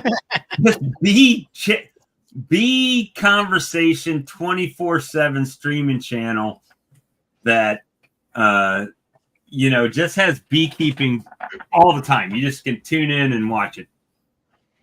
And then it's pre-recorded, so you can just watch it anytime. Hey, Tom and Melissa. Yeah, I didn't know Nancy was having a stream tonight, so It was just her maiden voyage. she went for an hour and a half, two hours. About 2 hours.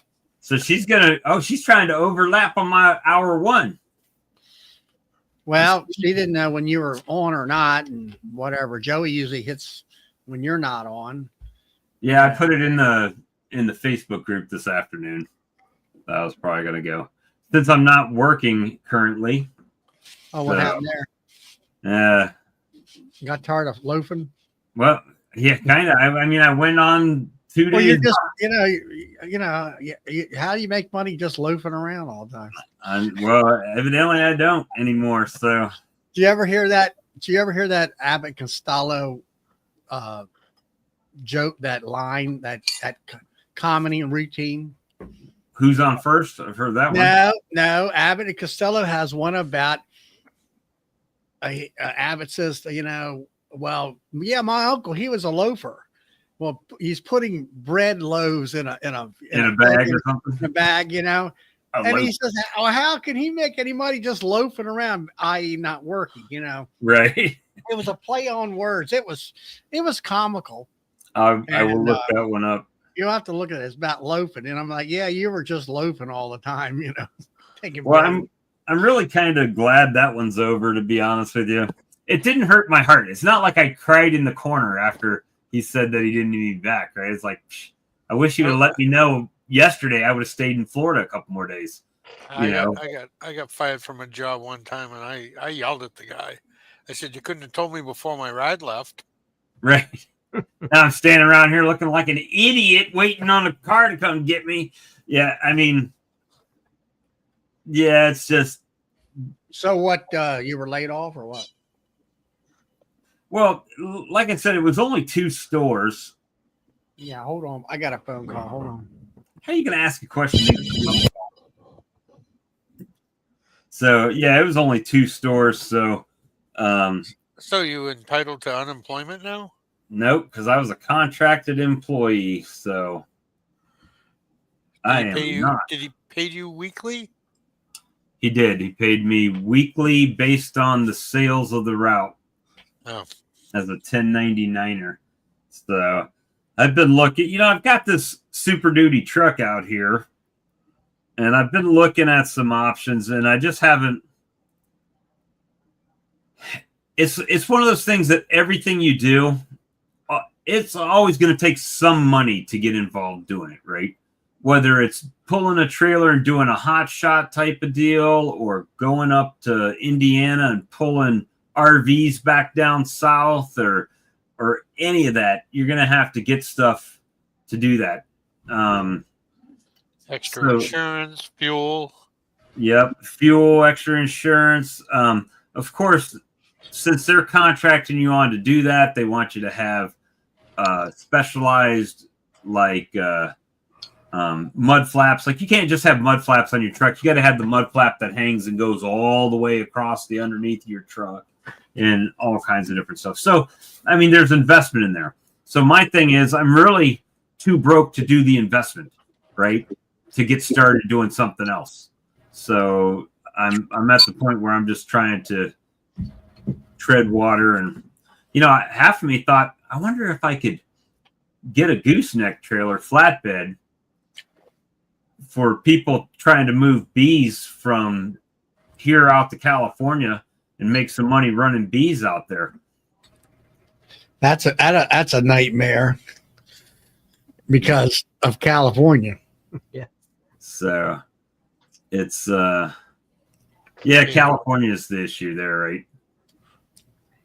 Yeah, they have trucking companies where they'll go up to California, they will drop their load, and they have to have a tractor and trailer or a tractor that is California approved in order to haul it into the damn state. Or That's even do the go down to Florida and pick up packages and run them up north. There's people that do that. Charlie does that. Mm-hmm. But it have to, I mean, first of all, what about doing it for yourself? Do what? What about doing that for yourself? Well, You get 100 packages and. Yep. The problem is they want cash money on the barrelhead. You go down there to get the packages. It's called a credit card. Oh, they take a credit card? Most of them don't take credit cards. The one Lloyd does a pre-sale, right? So he gets his money up front and then pays for those. And the way you figure this is the way it's done is that they're paying you to bring the bees from Georgia back home. And then, he puts whatever he puts on top of the bees to cover his expenses and make somewhat of a profit. right. But all the packages are prepaid. All the nukes are prepaid. So yeah, and see, that's been my thing. Why I haven't, people have asked me, do I sell nukes? Do I sell packages? Or do I sell nukes? And typically, yes, I will sell a nuke after I've made some during the year, right? But I don't go and I don't have enough bees this time of year to make nukes to sell in the spring. So it's kind of crazy like that for me. I get more. Charlie, you're blurry. You trying to keep your identity hidden? all right, there. But so that's the Greg Burns does that with bees. Yeah, Greg goes down to Florida and Georgia, Florida, goes and gets them. And I guess they get a better price the more that they buy, right? I think so. That's one of those things. Charlie, did you look at that queen rearing video they were talking about last night? Steve Sleep? I looked that up, and that was the video that I watched, and I thought he was out in BC. That's where he was. Okay. Yeah. A little different twist. I thought it was a pretty good way he did it. Yeah, I've tried to find that one time, and I couldn't find it. And these guys finally come up with the name, and I Google or did it on the search. So I subbed to them so I could find it again. Yeah. And all that stuff. Yeah. So, so is that the new bee truck in the background there? Well, it's not new, but it's a bee Is that truck. a Isuzu or a Ford, or It's a Ford. looks like the Isuzu NPR or the Yeah, same thing. Did you see recently that Honda and Nissan are merging? Yeah. So maybe they'll have an entry level line that's reliable. Let's see. I don't know who's going to be boss, Honda or Nissan. I don't know.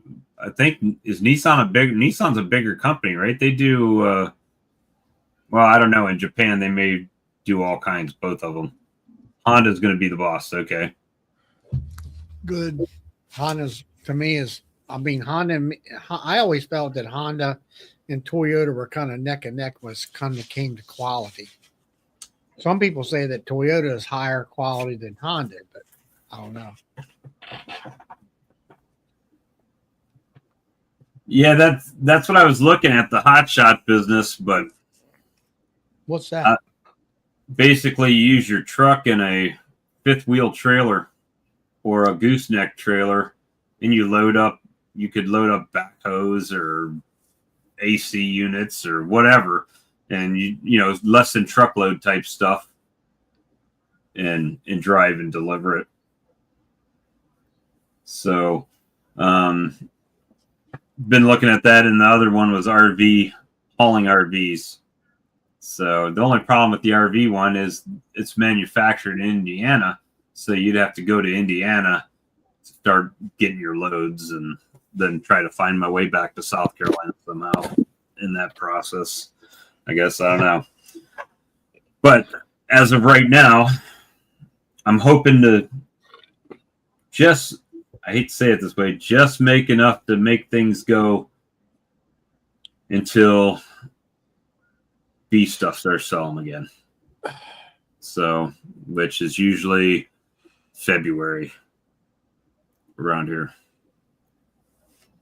Well, if you watch YouTube, it can, Cajun. So, Well, how are the bees doing these days? I mean, you haven't had time there for a while to check them. well, I still got some. I haven't been to the out yard, so I can't speak to them, but I think I got 7 out in the yard here. So I could have 17 and I could have 7 or somewhere in between, because I haven't been to the out yard since Thanksgiving, and we've had that cold weather and sleet and stuff that came through last week. So, so we'll see.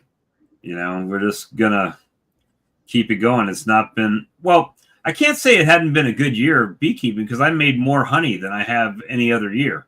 So as far as production, better year.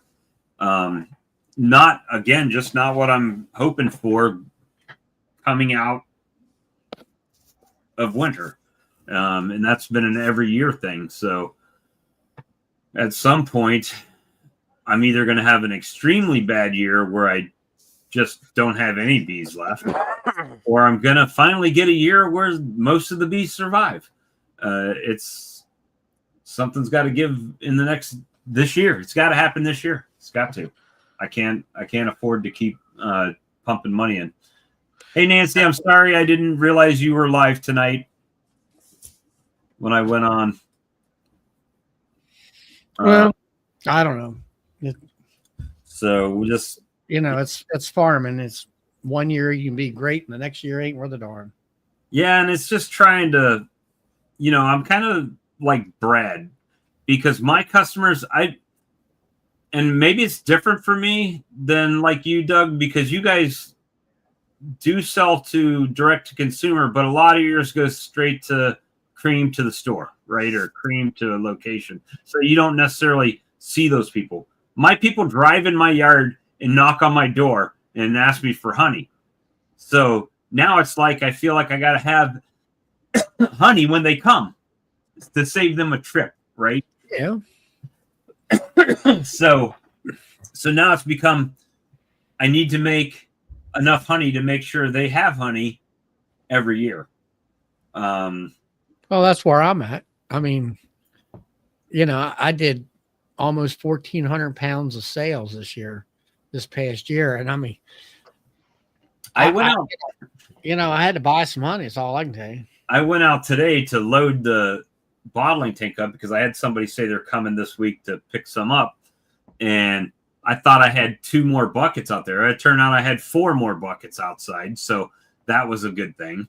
And, you know, I have a lot of pints already jarred up that I'm just slowly moving into my warmer.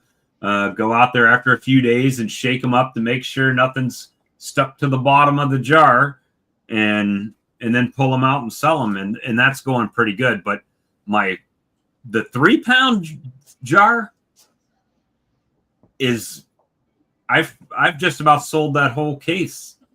It's like 135. This is the first year I've used that bottle, and it was like Is it like a square job like I got? Square one that's like almost like an old style milk jug, right? But it's like Right. 4x4 maybe. Yeah. And uses And the same lid. Same thing here. I used to sell one of them a month if I was lucky. And now they come in, oh, I want 2 of them. Yeah. And, you know, everybody wants 2 of those 3-pounders, you know, and guy came this afternoon, 3-pounder. I think what they're thinking is, and Brad said something to me the other day, and it didn't really hit me too hard until it's like, you know what? You're right. If they're driving all the way out here to buy honey, they don't want a 1-pound jar. That's not going to last them very long, right? If they want local honey that much, driving all the way out to my place and skipping 20 stores to get out here, they're going to buy the biggest one they can afford, which is if instead of 3 jars, they'll buy 1 big giant jar. And that's kind of what it's been going. What I want to do is get some of those like containers that are kind of, I don't know, like if you ever been to a Chinese restaurant and they give you the to-go soup in it, you know, the clear with the snap-on lid on it, to get those and make some seed. Well, I've got creamed honey, just make seed and sell creamed honey seed if people are interested in getting into creamed honey. We sell a lot of 3-kilogram pails. That's about 6-pound honey.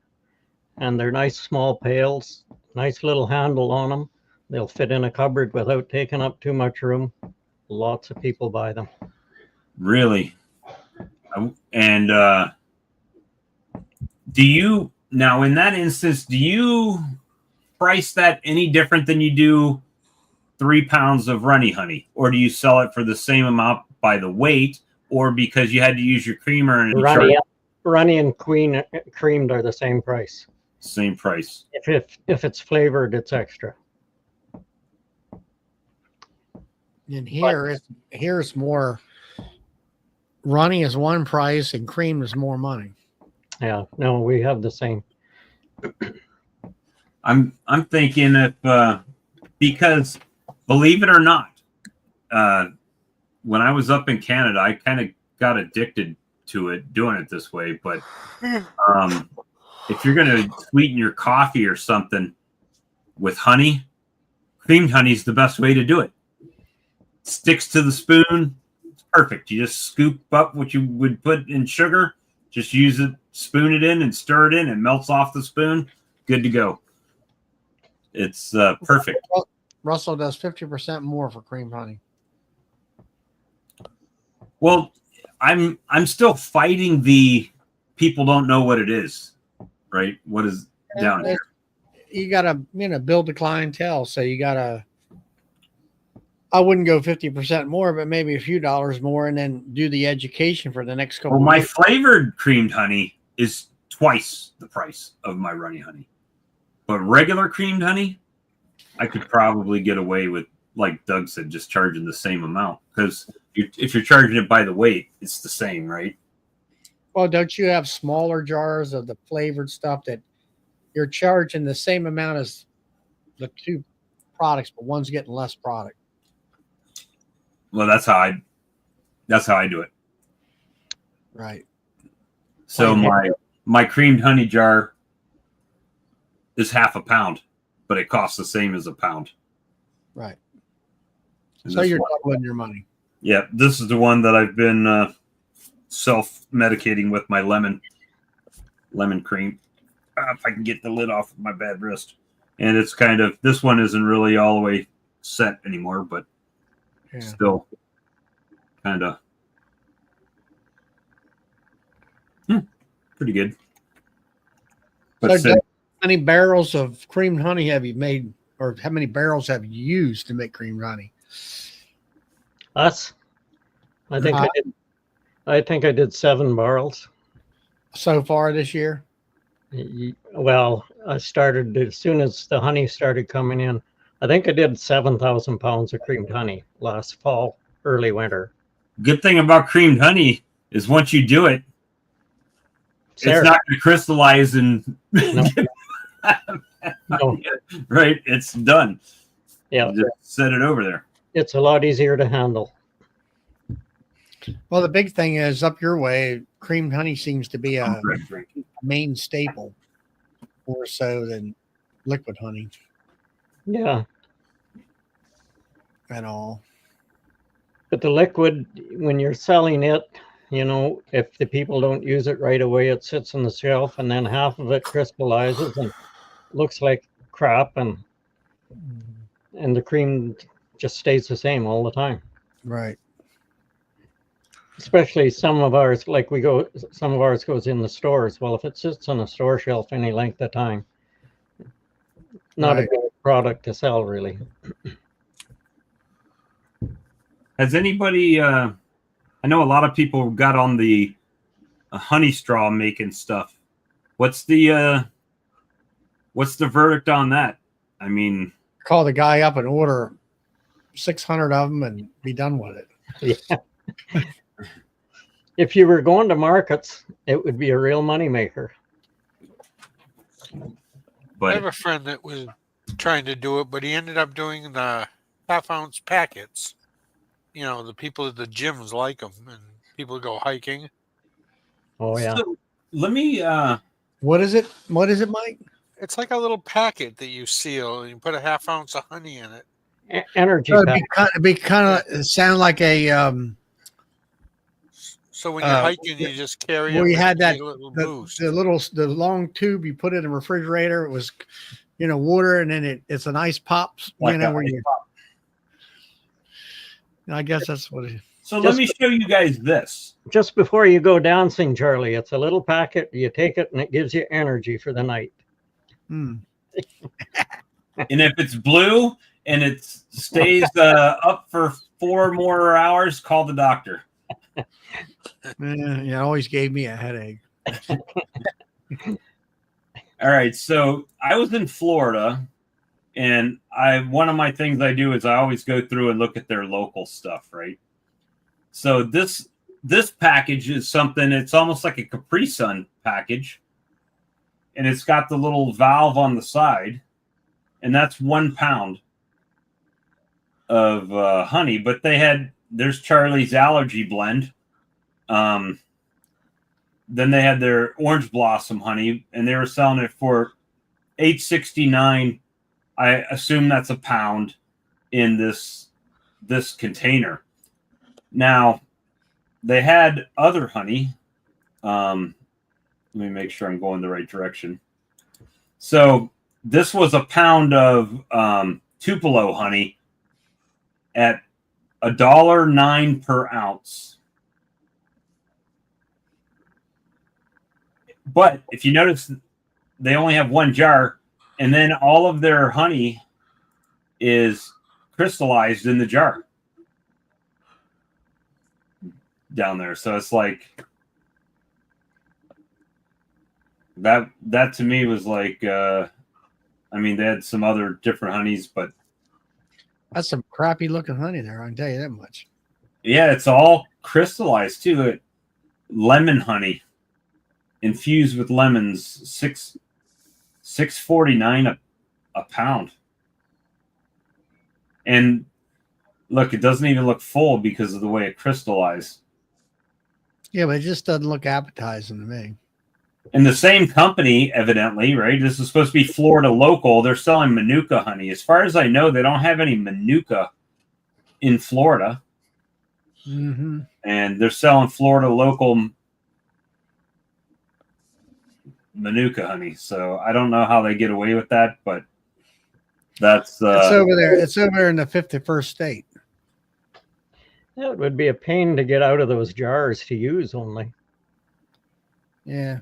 yeah, they would have to warm it up. I mean, see, my thing is with putting my honey in a situation like this in a grocery store, I feel like I would have to replace these, take them back, put them in my warmer, get them all back nice, right? And then rebox them and re-bring them out. Oh, we got another person. Sorry, Philip. I didn't see you pop in, buddy. How you doing? Good. You got you a Hilco warmer there? Thought I thought I was in. I thought I was in timeout there for a minute. I was Reminded looking me, at my other screen and didn't see you pop in and didn't hear a reminded me of kindergarten. I stayed in timeout. chime. Hey, I went to Catholic school when I was little, so I was always getting my ear pulled on and, hit with the ruler, cross the knuckles, that kind of stuff. Did you get your bottling tank set up yet, Philip? No, it's just sitting there looking good. I don't even have the valve on it yet. How many gallons is that? 7. 7 gallons, so you can put a bucket in at a time. It's not bad though. I mean, I've got an 18 gallon. I don't think I've had it filled all the way up one time because I just don't bottle that much at one time. I mean, Well, it's already. I mean, I was bottling out of. Well, there it is, sitting right next to it. Let's see. I was bottling out of this 5-gallon bucket here before, but I'm gonna have to get me a piece of plywood that comes out to hold my jar because this thing's wider than my table. So I'm gonna have to put a little piece of plywood under it that it sticks out so I can let my jar down to fill it anyway. So, but I don't have it. I've got 2 buckets of honey left that I don't really plan on doing anything with till spring. well, if you do like me and you go out there, they might have big ice crystals in them. They might, yeah. I'll have to put them in Sugar one. crystals, big crystals in there. One of them was already starting to crystallize the Richland spring honey, so I put it in my warming cabinet, and I hope I caught it in time. That warming cabinet works pretty good. It'll get up to just 100. The thermostat only goes to 108 though, but that'll take care of it as long as it's not rock hard crystallized. It's still kind of saucy. Well, take care of it. What with mine, obviously it warms up around the side, right? But the center, so I just go out there every so often and stir it a little bit to spread the heat around or the cool honey around to get it going good. Yeah. Charlie, how long does it take you? 2 days in yours to totally decrystallize it? Well, if I, like you say, if it's rock hard, best thing to do is put it in a water bath and mess with it for about an hour, real low heat. And if it's just sort of like applesauce, you can put it in that hot box of mine for about a week, and then it's fine. I try to catch it before it does all that. That's the big thing. And I found that I had it at 105, and it was liquid, but the bottom had a little bit of a crystallization film on it. So 110, you're great, but I don't want to overheat it too long. Yeah. And so I got it set at 108 and see how that's working now. But I'm pretty much done. If I get it I won't say mostly. If I get it, I get that little thin layer, like you were saying, of crystallization on the bottom of my tank. If I get it pretty much all the way done, liquid except for a little bit on the bottom, I can go ahead and bottle it. And then once I bottle it, I'll throw it in my warmer for a night. And by the next day, it's good to go. Everything's done. Just spreading that surface area out on the honey helps out. Let me see. The legend doing okay. Yeah, that's my new nickname. I'm the legend. You're the legend? Yeah. How'd you get the name the legend? Bruce named me that. Yeah, the legend. That's all that notoriety. Yeah, notoriety. Infamous, I think they call it. Infamous. So I saw Philip, you had a good time at Navi down there? Oh, absolutely. It was great. It was a lot of fun. It was really good.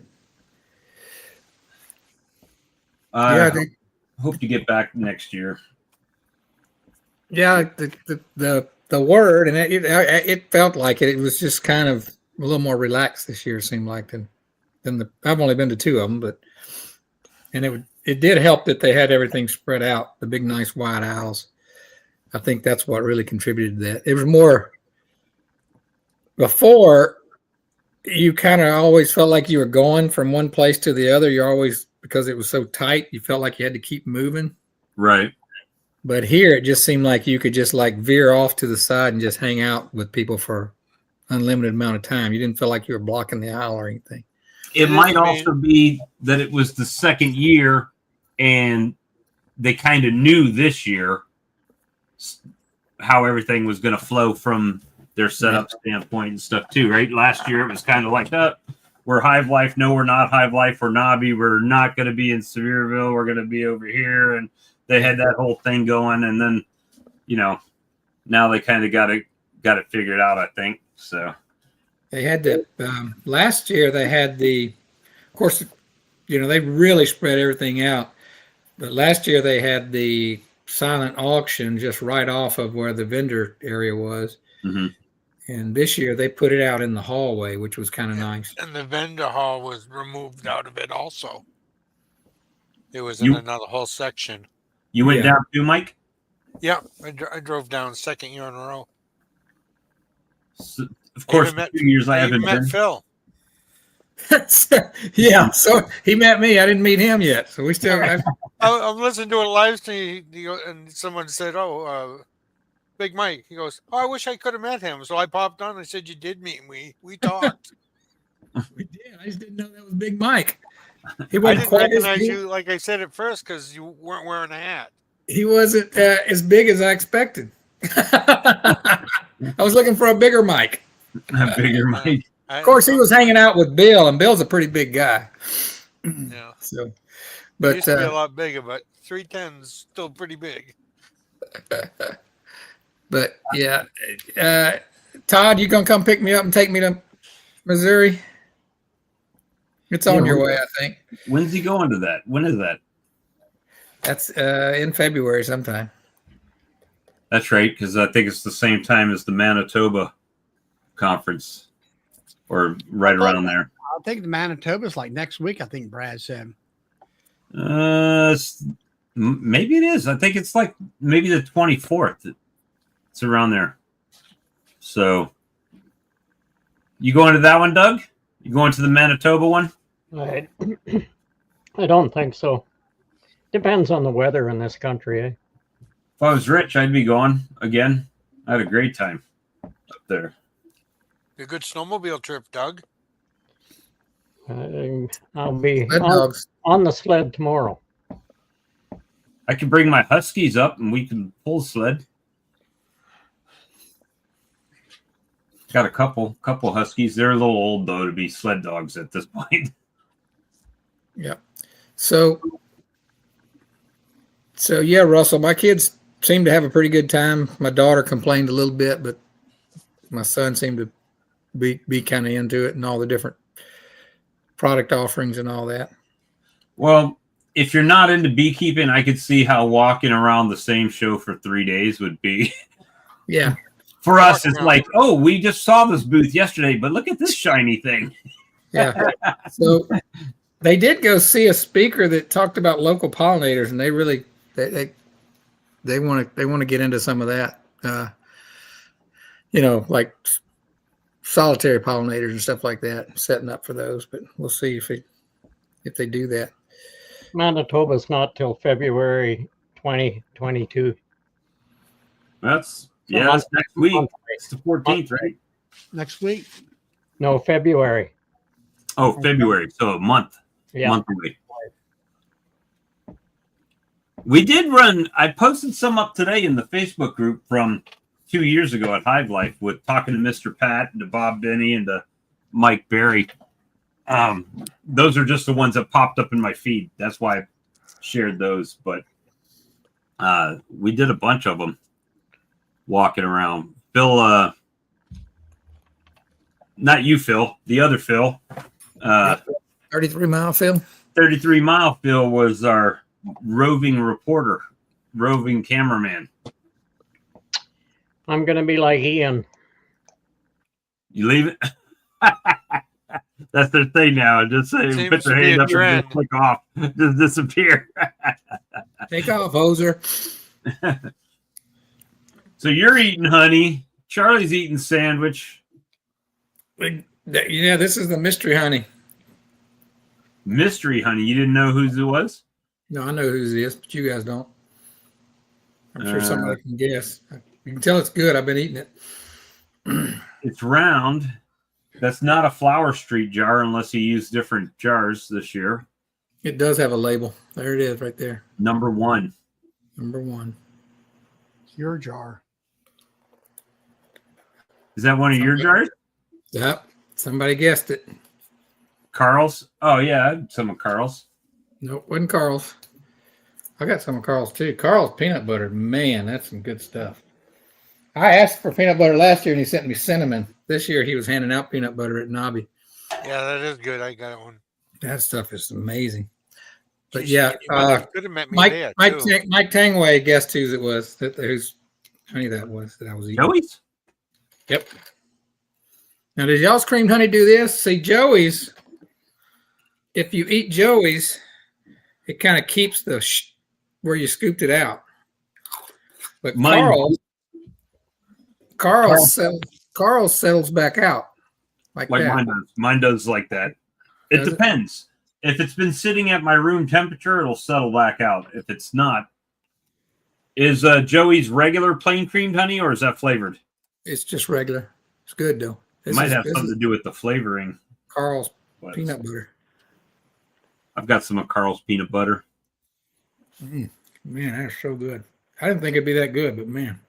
Brad swears by mine. Not many people here have tasted my creamed honey, but Brad likes it.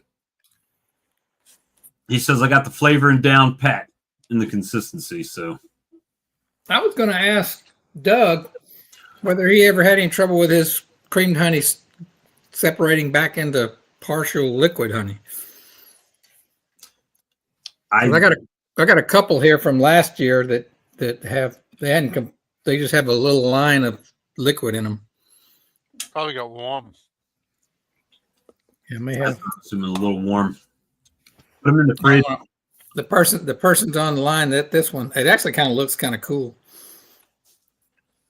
Separate it out. Yeah. Put it in the refrigerator. Yeah, I think that'd work.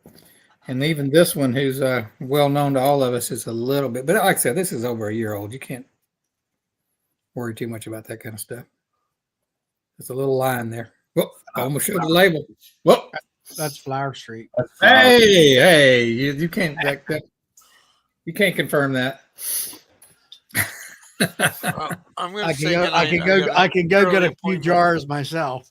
I'm going to say goodnight. I got an early appointment tomorrow. All right, All right, Mike. Mike. Thanks for All right, stopping Mike. in, buddy. Good seeing everybody. Yep. Good seeing you. What is that in there? Peppers? Peach. Peaches. All right. Cool. It's like I got the. Yeah. Well, that's what this one is peach. That's It's peach one. good. Yeah. It's good too. Man, it's good. Let me see.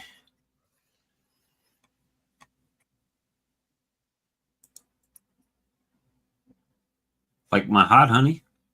It's good stuff.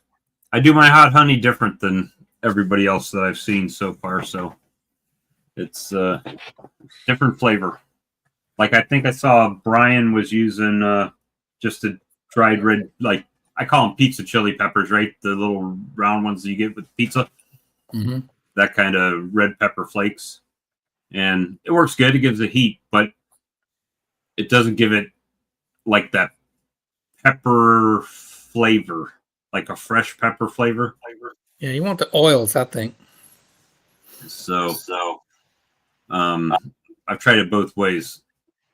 And I prefer, I mean, like the ghost pepper chili the ghost pepper, or not, sorry, Carolina Reaper honey that I have is hot, but it's just hot, right? It's not real flavorful, where the fresh pepper honey has more pepper flavors, so you can tell that's different.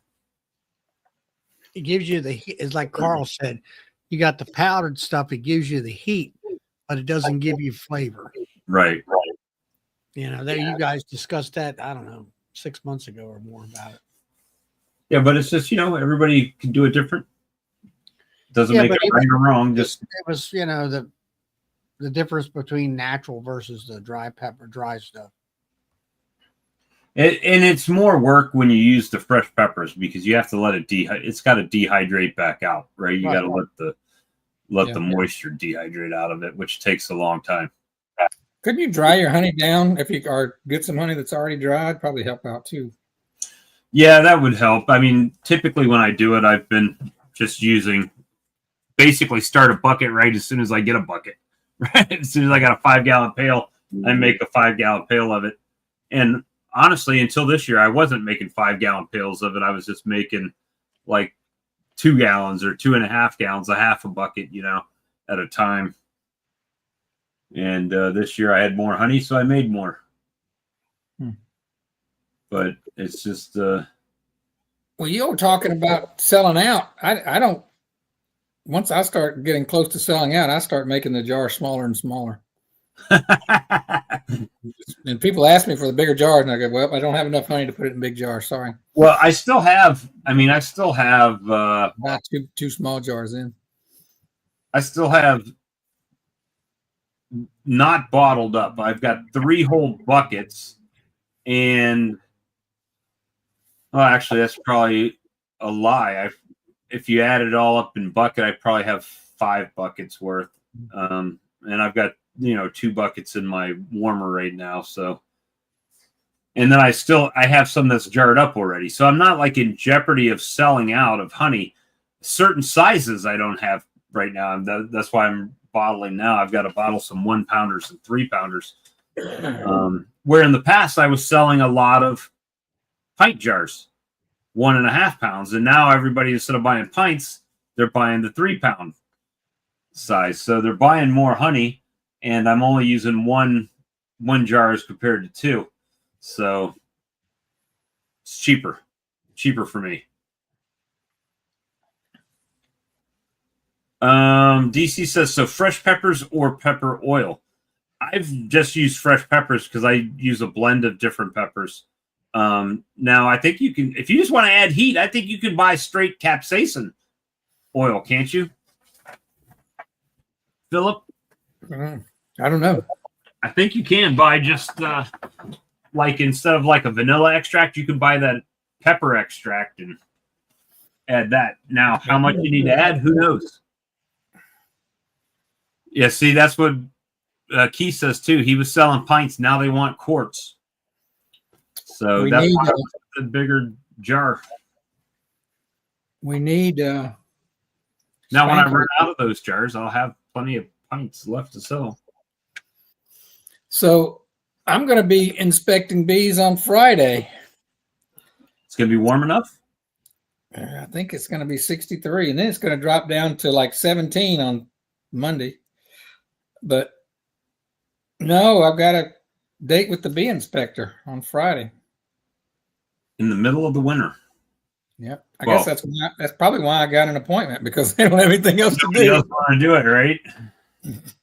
How many colonies are they going to inspect, you know? I don't know.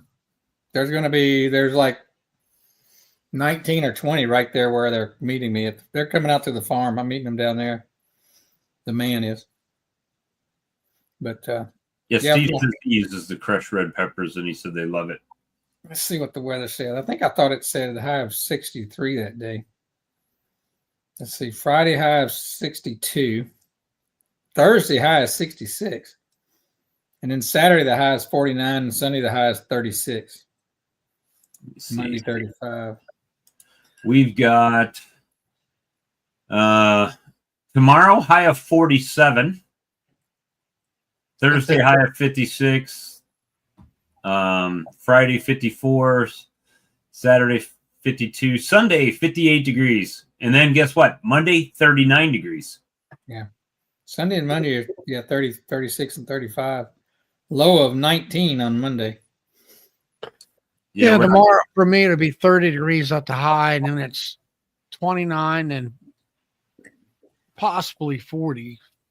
So Then it's in the 30s and 20s after that. yeah, I went online and I applied to get that inspection because I want to get the certificate. In Texas, you either have to have a certificate of health or you can do an affidavit saying that your bees you're free of disease. And I thought when I signed up, I thought that the affidavit was something you had to do each time you sold them. And that's, it has to be notarized. But they told me on the phone that it doesn't. You can just do one for the whole year and just hand it out. And then the guy called me today and said, I just have to let you know, you don't have to do that because it's $100 to get them to do it. But I said, no, I'm kind of on this path now. I kind of want to do it. I kind of want to see what you guys look for and how you do it. So I'm, cautiously looking forward to it. Hope I don't have any problems, but be kind of interesting, I think. Yeah, Steve Wehrman said he used crushed red peppers and people love it. Yeah, it's not terrible. I mean, I've put some crushed red peppers in mine as well to give it a little bit of extra kick to it sometimes. But just depends on how, all that's subjective, right? On whether it's creamed honey or what. When you make your batch and you taste it, it's ultimately it's to your taste, right? It's because you're the one that's making it and tasting it. And then after that, hopefully people enjoy it as much as you do. I've had people buy hot honey, and I started selling my hot honey in this size, right? And they'll use it like in the summer, they'll use it. And one guy said he put it on chicken. He used it a lot. He came one Saturday and then he came back the following Friday and said he was doing salmon on the grill and he was going to glaze it in that. So, there's tons of stuff that people use it for. The flavored honeys, it's a matter of getting them to taste it. If you can get them to taste it, and it's kind of hard when they just show up to get a jar to bring out 20 different samples of different honeys for them to taste. Where, if I have my table, it's right there. They could just, hey, try this one, try this one, try this one. And, like some of the stuff that I've done before, like the Snickers, I don't have any more Snickers. They sold out. I can't find the seasoning anymore for that. The Girl Scout cookie Thin Mint, I sold all that out. There's Ian. Hey, Ian. There's Ian. And, it's just a matter of they had to taste it and to know that they liked it or they wanted to use it. And then it's like, well, what would I use this on? Then you have, toast or bagel, whatever you're going to eat for breakfast or snack or whatever.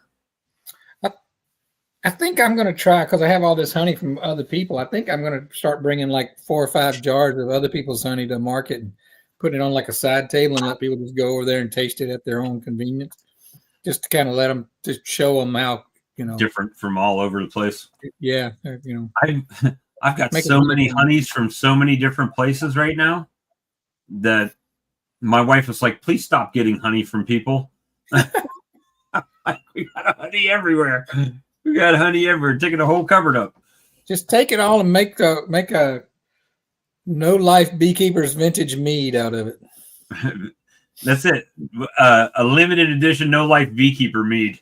Yeah. For everybody's honey into all one mead. Everybody contributes 1 pound and we'll make 5 gallons of it and send a bottle to everybody. That's funny. Charlie, you're quiet all of a sudden.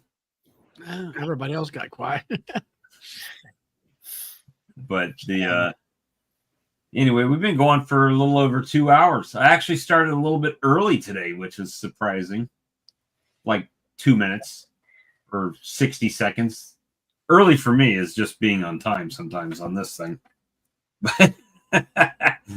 But it was nice to do a live stream and hang out with everybody this evening. We still got 80 people on here. Yeah. It's just good to be able to see you, Bob. I haven't seen you forever. So, man, I'll tell you what. And I wanted to call you today, and I was like, no, he's at work, and I don't want to bug him. But the yeah, it's a lot, man. My life's been a Texas tornado. We'll say that. It's been bad. So I missed the whole first part because I was at the scout meeting, but did you give an update on your job? yeah, that I don't have one anymore. I missed all that really? too. Yeah, I don't have one at the moment. So that makes things really tough, you know. So right now it's a little bit of everything, right? I mean, this is new development, right? Since Sunday. So I did a little bit of Uber today. I do have some other gig apps that I've worked on in the past, like Amazon Flex, delivering Amazon packages and stuff like that. But I haven't used them in so long that now I have to go back in and update all my insurance and all that stuff, right? So that takes a few days. So, and my sister owns a tax business, so she said she may have some work for me too. So, she wants me to get my insurance license because she says we could sell a bunch of insurance to the people that she does taxes to. And I've sold insurance before. It's not as easy as people think. You know, yeah, people buy policies on cars and they have to keep those because the law makes them keep those. But like health insurance and life insurance and stuff like that, Yeah. when the economy's good, people will buy those. When the economy gets bad, and that's usually one of the first things they cut loose on, right? I don't need this anymore. So, so we're just doing what we can do. So as far as the bees, right now, it hasn't been a great overwinter so far. Still waiting to see how many I got coming out.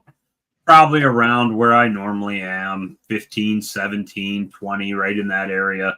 My big thing is I can't do like I've been doing, right? I can't buy the 20 packages or 20 nukes and build it up to only let them die, right? I'd be better. And I know this is going to be controversial, but that's who I am. I would be better to spend that $2,000 and buy 5 buckets of honey, because that honey turns into money and doesn't die on me in my building, right? It would be better if I would have spent, let's just do some math. If I would have spent the $4,000 that I've spent the last 2 years on nukes in the spring and bought honey, I could have bought, based on what I saw the other night. Let me just pull up my calculator here. We'll do easy numbers, 4,000. I could have bought from a place that Charlie knows, light amber honey, which is just like mine, for about $130 a 5-gallon pail. I could have got 35-gallon buckets times what, 60 pounds per 5-gallon pail, 1,846 pounds of honey. And I retail those at $10 a pound. So I would have made, for $4,000, I would have profited $12,046. I'm sorry, $12,460 before bottles. Now, instead, I'm a net loss $4,000 in packages. Yeah, I don't think buying bees is a way to go. No. So Unless you, like myself, I went ahead and did some different things this spring because I had to, but it worked out for me. yeah, But it's like I forget who it was, Carl or somebody I was talking to. I said, look, you're going to make creamed honey that's flavored. So you can buy, I says, instead of using your good honey out of your yard, buy the honey and make the cream honey out of that, because you're flavoring it anyway, you know, and you're better, you're ahead. Way ahead. And when I say way ahead, so let's say that what I say it was 1,800 pounds. Mm-hmm. Yeah. That would have taken me 36 hives at 50 pounds a hive to make. It would have taken me at least 36 mite treatments, pollen patties, feed, right? So, Hey, Alex. Good to see you, Alex. I haven't seen you in a long time. so that's yep, that's what's going on. And I wanted to expand quicker and get genetic diversity, which is why I started bringing nukes in to begin with, right? Even people that make their own bees still bring some other genetics in from time to time to diversify, right? So that was kind of what I wanted to do to begin with. Plus, I wanted to graft off of better genetics, because 2 years ago when I grafted, I was grafting on the best of the worst, right? And I thought that bringing nukes in would give me a better stock to where I could graft from them and be able to grow that way. And it just didn't work out. It didn't work out that way. So now we're back square one, doing it all over again, right? And you know, to me, that is some of the fun. The only thing is, when I started, and the fun behind growing your colonies and making your splits. It's your car with the boxes in it. No, it was a car at Nobby. It was a smart car full of bee equipment. And I thought maybe Alex came to Nobby here when I first saw it. Here's a close up. They had the Jester nuke boxes had to ride on top of their head. See that they're unfolded Jester nuke box had to ride on the driver's head. Had to hold it up with his head to see. That's funny. So now, I mean, there's going to be some different things, right? I got the out yard now. So the splits I make from this yard, I'm going to split them and carry them to the out yard. The splits I make in the out yard, I'm going to put them in boxes and bring them back to my yard, right? They're far enough apart where they won't fly back. So, I would say, like you say, try to grow your bees with your own bees. Yep. If you're down 17 or 15, you know, fine. Just grow your apiary amongst your, you know, stop spending money. Yep, that's it. Well, now I don't have any choice. I don't have any money left to spend, right? That's where it's at. Now things will change as every year, as swarm lure sales go and the season starts going, well, then some money starts flowing in, and then I buy a little bit of stuff, and you know, I can't do that anymore. So buy some buckets. Last year I went up to Charlie's and bought beeswax, right? Beeswax when I was up there. I still have a lot of that beeswax too. So that's what's gonna carry me forward a little bit. So but other than that, what are you doing with that beeswax? Some candles or whatever, or what? No, I'm just waxing foundations, right? Waxing frames, foundations. Yeah. People are asking me all. I tell you what, if I could find somebody that has cut comb honey that wants to sell it wholesale, I got people that ask me for it all the time, and I have not made any since probably my second year beekeeping, because I was just like, if a frame blew out or was too weak to put in the extractors, I'd cut it out, and that would be cut comb honey or chunked honey in the jar or something like that. I get people that ask me for it. I just don't ever have it. So I need to probably get on that game. And I just haven't ever had hives strong enough to do that. I've always just been chasing honey. And Alex was in the chat, DC. That's why I was picking on him. I wasn't going to pick on him if he wasn't watching.